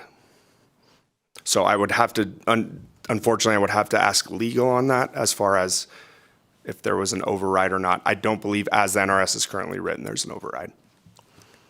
Yeah, Madam Chair, maybe we could have legal clarify that, because I think that's going to be my comfort zone right there. And Assemblyman Nguyen, and I can just, one thing I'll just add right now is we don't have legal here, but we will definitely follow up, because I'm going to echo Assemblyman Nguyen's concern, and I've expressed it to those that I've met with about this bill in my office, is how this is drafted with the or, is it is simple, we don't need the board anymore. I mean, literally the office becomes the director. So anything that the office is permitted to do, as I read it, I'm a lawyer, but I'm not a specialist in this area, and I'd way rather get a legal opinion from LCB on this, as my concerns lie with, we've now just changed the whole process where just the executive director could approve it. And with that, we could almost be removing the public disclosure. Let's say that would happen 3 days before the board meets, things like that. And since it's $500,000 or more, and I was going to try to look through the different statutes to see would this go to the extent of what we call the Faraday deal or the Tesla deal, where would we be at? And already we, as representatives, we're having a lot of pushback by our constituents because they see the big deals go through and they think that there's no transparency. And so if we add this, and that's where we need to follow up. And I express that concern. I know the amount is one thing, but really that or is a huge change in that bill. And Chair Backus, just to add one thing, it's up to $500,000. It is not more. It's for small businesses, so it's $500,000 or less.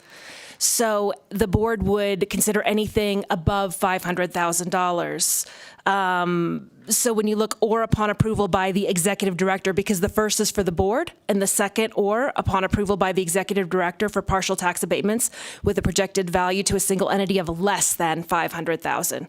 So we would never ask for anything over $500,000. This is just changing from $200,000 to $500,000.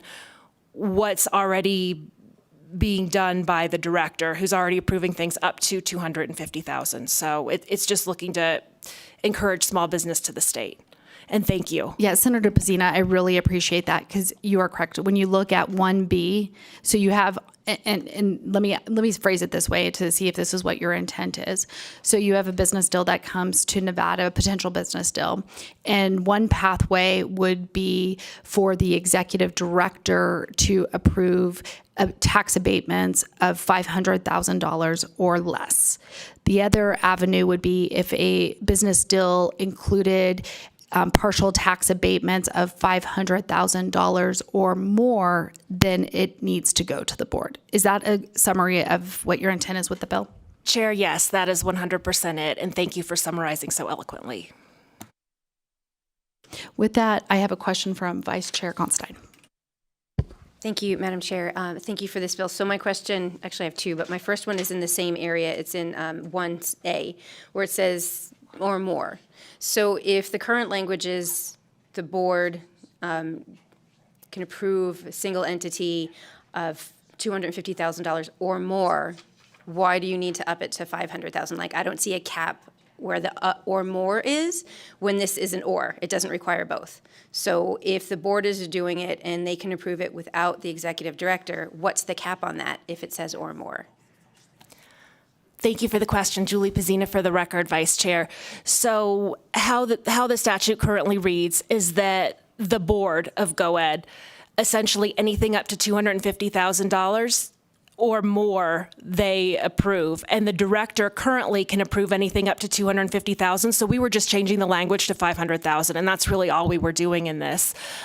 Just trying, because we found that a lot of small businesses were actually right at around $350,000, at least from my conversations. And so we were trying to account for that to bring more small business, good paying careers into the state. And that's the intent of the bill.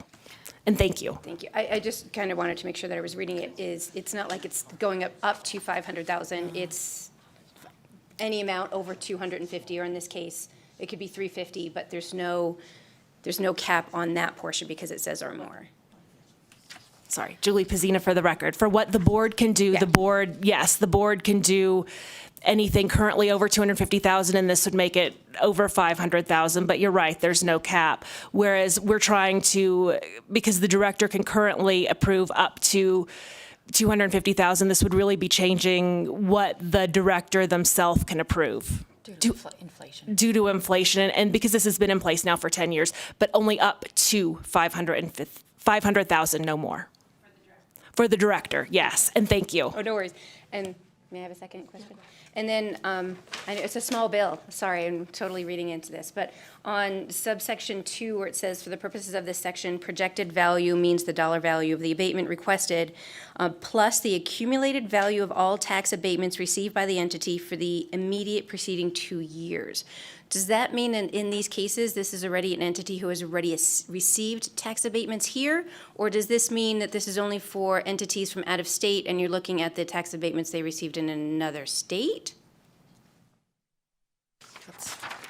That's not amended. That's just as it exists. Julie Pazina for the record, and I'll leave the experts to answer this. I will say we just left the existing statute in place, and the only thing that we looked to change was that one number of approval. But again, the experts will answer that a lot better than I ever could. James Hum for the record. Let me check with our business development team. But again, whatever is currently happening, that is that's what we're going to stick with. Did not mean to change that for whatsoever. Let's see, accumulated value. Let me just double check with that with our team. That's okay. Thank you very much. I just couldn't miss the opportunity to ask it. Thank you. It's a good question. Madam Chair, Tina Quigley, for the record with the LVGEA. And truly, as summarized by Senator Pazina, the goal was to just increase the existing amount, same language, new number to keep up with inflation. Thank you. And I've kind of like looked at this a little more. The more you look, it's so funny, the smallest bills could be the confusing. And we have a lot of lawyers up here, so it's kind of funny that we keep looking at this. And I realized after chatting with fiscal, but we still can also follow up with legal, is obviously you have two different events that can't happen at the exact same time. Either you're going to have abatement that is in excess or less. The only time that the situation would arise that the and would cause both of these situations to have happened under the prior statute would have probably been when it was $250,000.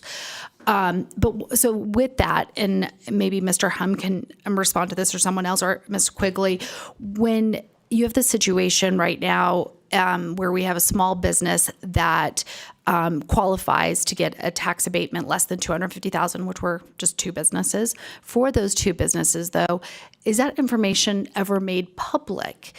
So if we expand it to 500,000, are we going to have a lot more businesses that would normally have to go through the board for approval that we would now no longer see?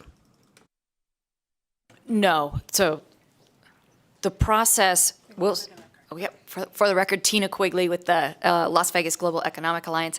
And to answer your question, Madam Chair, no, the same transparency that exists in the process now would continue on. James Hum, go ahead for the record, and I can add to that, as I was just mentioning prior after Assemblyman Wynn's question, is that, yes, we are so proud of this. Not only do we notice these, the ones that are going in front of the board, we also present those in the board packets as well. And those are all available and located on our websites, and I'd be happy to send any committee members examples of those, of the smaller ones, the under 250,000. Thank you. We appreciate the transparency. And I'll go to Assemblywoman Summers Armstrong. Thank you, Madam Chair, and thank you so much for the presentation. Is your process part of the NRS, or is it just your internal policy? James Hum, go ahead for the record. It's both. So per NRS, I'm sorry, I don't have the full statute in front of me, but I believe it's 30 days that we send out the notice of the businesses that are in an application. I believe it's 5 or 7 business days. And again, I apologize. Our business development team can answer that better than I could. But there is statutory obligations that we must hit for transparency purposes. And then under the executive directors, we have really fine-tuned it. Director Brown added the piece where we examine and look, the additional compliance piece, and obviously Director Burns has furthered that as well. So as we continue to look at these, we'll look at everything just kind of, I hate to say organically, but that's kind of the way that we do per NRS, per these internal controls that we've set for ourselves, and we're very proud of our transparency and compliance. And I think in front of this committee earlier, back in February, we noted that we were ranked one of the most, or if not the, number one. I try to not boast too much, but the most transparent economic development agency. So we're very proud of that as well. So Thank you. So in my experience, limited though it is, in contracting, one of the things we were always taught to be careful about was stacking, right? And so that you don't stack contracts just by changing something. If it's an issue, if it's a particular thing, it is what it is, and you can't modify it a little bit to add more. And so how does that work in your agency when you're giving these abatements? So we're going to go from $250,000 to $500,000, which it's a lot of money, right? It's taxpayers' money. So how do you determine, making sure that you're not stacking inadvertently these types of abatements? Absolutely. James Hum, go ahead. Thank you for the question. That's an excellent question. So each individual abatement is treated as such. So if they came for one, we wouldn't necessarily stack one. They'd have to reapply for an expansion of that abatement. So if the company was to grow, we would do that. As far as the contracts themselves, those have been vetted through multiple DAGs over the years, and it is a standard tax abatement agreement that we sign with the company that then goes off to taxation, who then performs the audit on them. So once we approve an abatement, then they would not be able to come back to us without reapplying for a subsequent abatement. Expansion abatement. So we wouldn't be able to stack those. They can only come back once. And and I can add, and they can only come back once. Thank you, Ms. Quigley. So in essence, they can actually get, with this change, $1 million in abatement, because they can have one, file an application for a second one, and then they can have $1 million, correct? If they are approved for the second one, then they can have a total of $1 million. James Humgood, for the record, I need to double check on that. But in theory, yes, that math is correct, that if they applied for a second one, were vetted, met the additional expansion requirements, then yes. Well, yeah. And Tina Quigley, for the record, through you, Madam Chair, to Assemblywoman Summer Armstrong. So they would still have to qualify under all those original metrics that we talked about. They'd have to bring in additional 50 employees. Again, all those new employees that they were bringing in would have to at least meet the state average wage. They'd have to bring in an additional, for manufacturing, $5 million worth of capital investment. So they still would have to come back as an original applicant, meeting all those qualifications. Madam Chair, just for clarity, so this is not like I'm increasing my contribution by 25% and I want another $500,000. This is, you have to go all the way back, meet the original, so you're basically only going to double their abatement if they double the intent, which is the 50 employees, the $5 million, all of that. And so the executive director doesn't have any authority in a dollar amount in between there? Or can the executive director, if they come back and say, oh, I just need 25% more, can the executive director give them 250 or 150? How does that work? James Humgood, for the record. So yes, you're spot on. So if they make that initial investment of the state that qualifies them for up to $500,000, then they would qualify for that. Or in this case, currently up to $250. But if they wanted to do an expansion, they would come back and then we would reassess, and they may this time only qualify for $150,000, depending on what the abatement level would be and what their reinvestment in the state would be. So instead of just compounding what was already given, they actually have to, as Ms. Quigley just said, reapply, go through the entire process again for this specific expansion, and then based on what their reinvestment is into the state and the citizens, then that would be what we would evaluate that one on. So they could start at 500 if they qualified for that, and then come back with an expansion that could potentially qualify for much less of that abatement. So it's not one-to-one, if that makes sense, of 500 and 500. It's really what they qualify, which again is all statutory.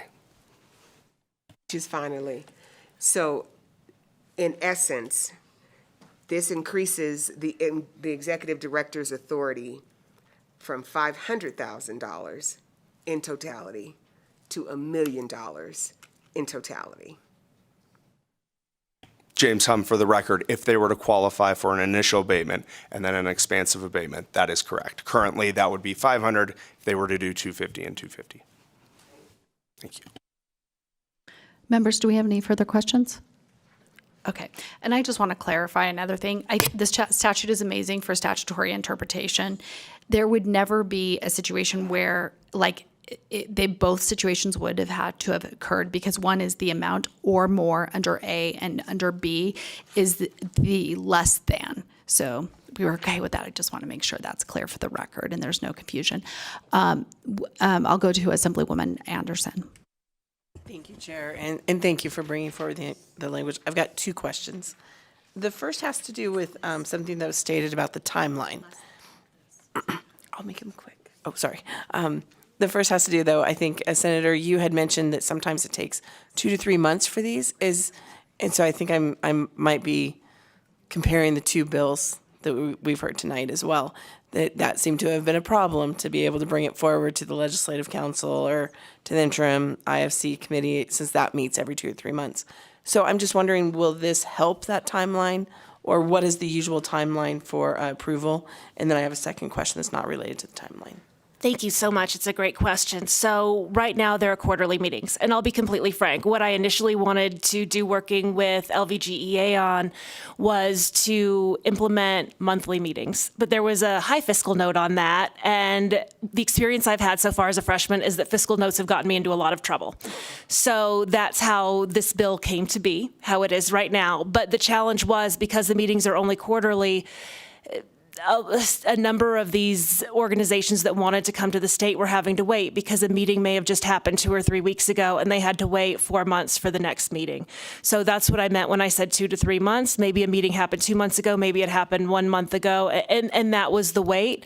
And a number of these organizations were choosing to go where they didn't necessarily have to make that wait just to find out if they would qualify. Second question, if I may. Great. So I did a little bit of research. I was looking at the GOED biennial report, the latest one, and it looks like if this were to change, there's currently 13 that receive the 250 that would have that 250 abatement, and it would only increase it up to 18. It would only make a difference of 5. Do we have any idea of how many, for lack of a better term, lost opportunities because of this different number that we had? Or is there, get out the crystal ball, or do we know how many more opportunities this could create? Is there like a way to guesstimate it? So Tina Quigley, for the record, with the LVGEA, and we've had these conversations internally as well, because inevitably we expect these kinds of conversations. And you're right, it is a crystal ball.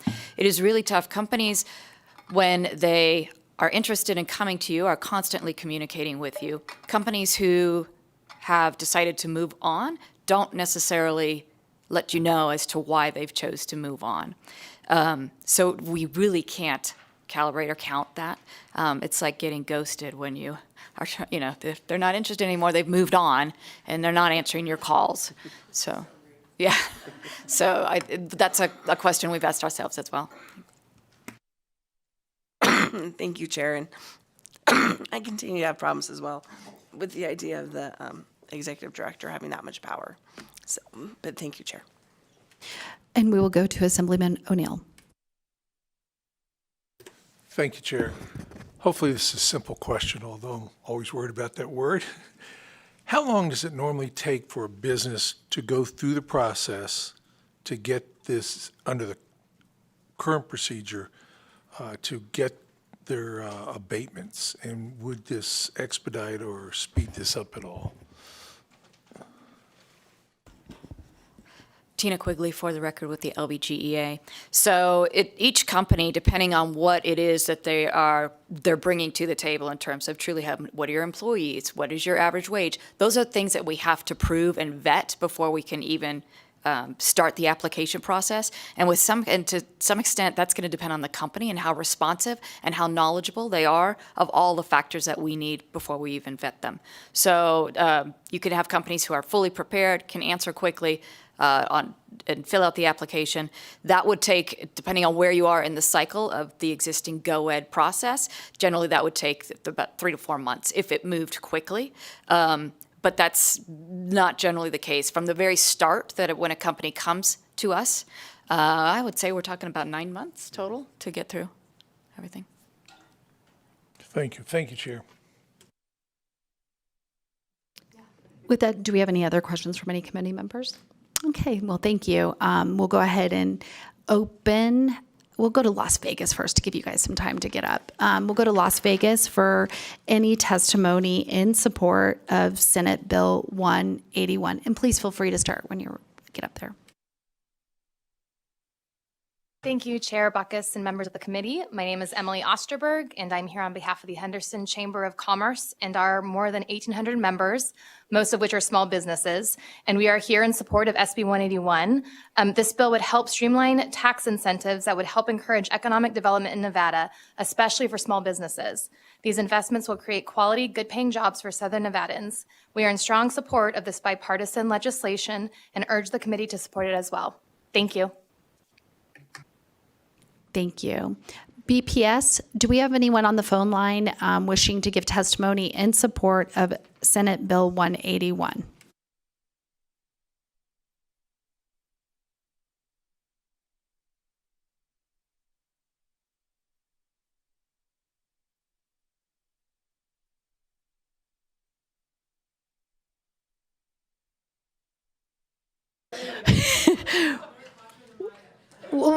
We can go ahead to Carson. To testify in support of Senate Bill 181, please press *9 now to take your place in the queue.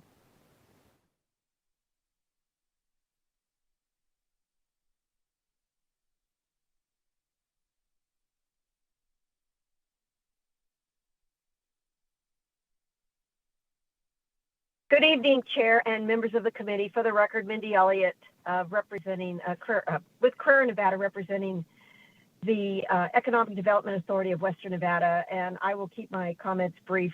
The presentation was excellent. We want to thank Senator Pezzina for presenting the bill and for all the presenters. And with that, we just urge your support. Thank you.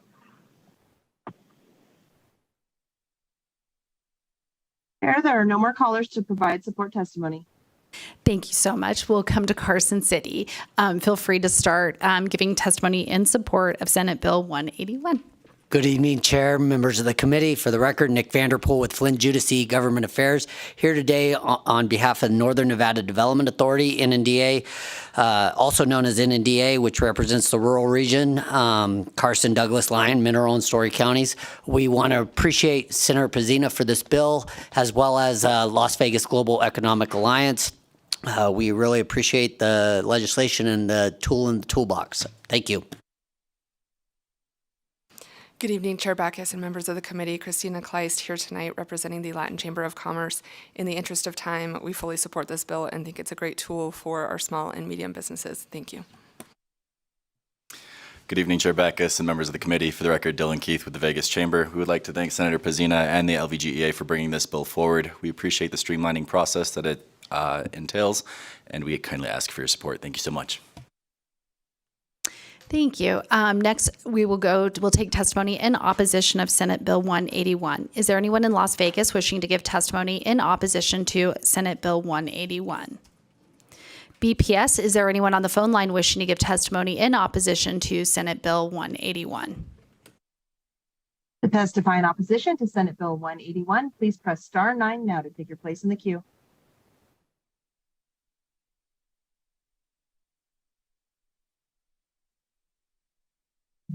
Chair, there are no callers in opposition. Thank you so much. Do we have anyone here in Carson City wishing to give testimony in opposition to Senate Bill 181? With that, we'll go ahead and move to testimony in the neutral. Is there anyone in Las Vegas wishing to give testimony in the neutral to Senate Bill 181? BPS, is there anyone on the phone line wishing to give testimony in the neutral to Senate Bill 181? To testify in neutral to Senate Bill 181, please press star 9 now to take your place in the queue.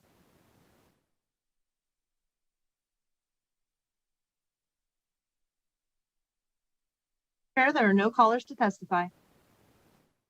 Thank you so much. We'll come to Carson City. Is there anyone here in Carson City wishing to give testimony in the neutral to Senate Bill 181? With that, I'd welcome the bill sponsor back up for any closing remarks. Julie Pezzina for the record, and really I just wanted to thank everyone for staying so late this evening. Thank you again, and I'd be happy to answer any questions you have. We appreciate you guys and your guests staying, so hopefully everyone can make their flights. And with that, we'll go ahead and close Senate Bill 181. And we'll go ahead. Our last item on the agenda is public comment. Do we have anyone here in Carson City for Senate Bill 181? Public comment here in Carson City. I was reading and talking at the same time. That's kind of difficult to do, so we'll start over. Is there anyone here in Carson City wishing to give public comment this evening? We'll move to Las Vegas. Is there anyone in Las Vegas wishing to give public comment this evening? BPS, do we have anyone on the phone lines wishing to give public comment this evening? If you'd like to provide public comment, please press star 9 now to take your place in the queue.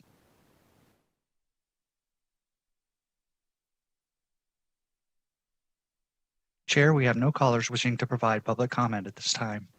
Thank you so much. With that, we can go ahead and close our hearing. Everyone have a good night.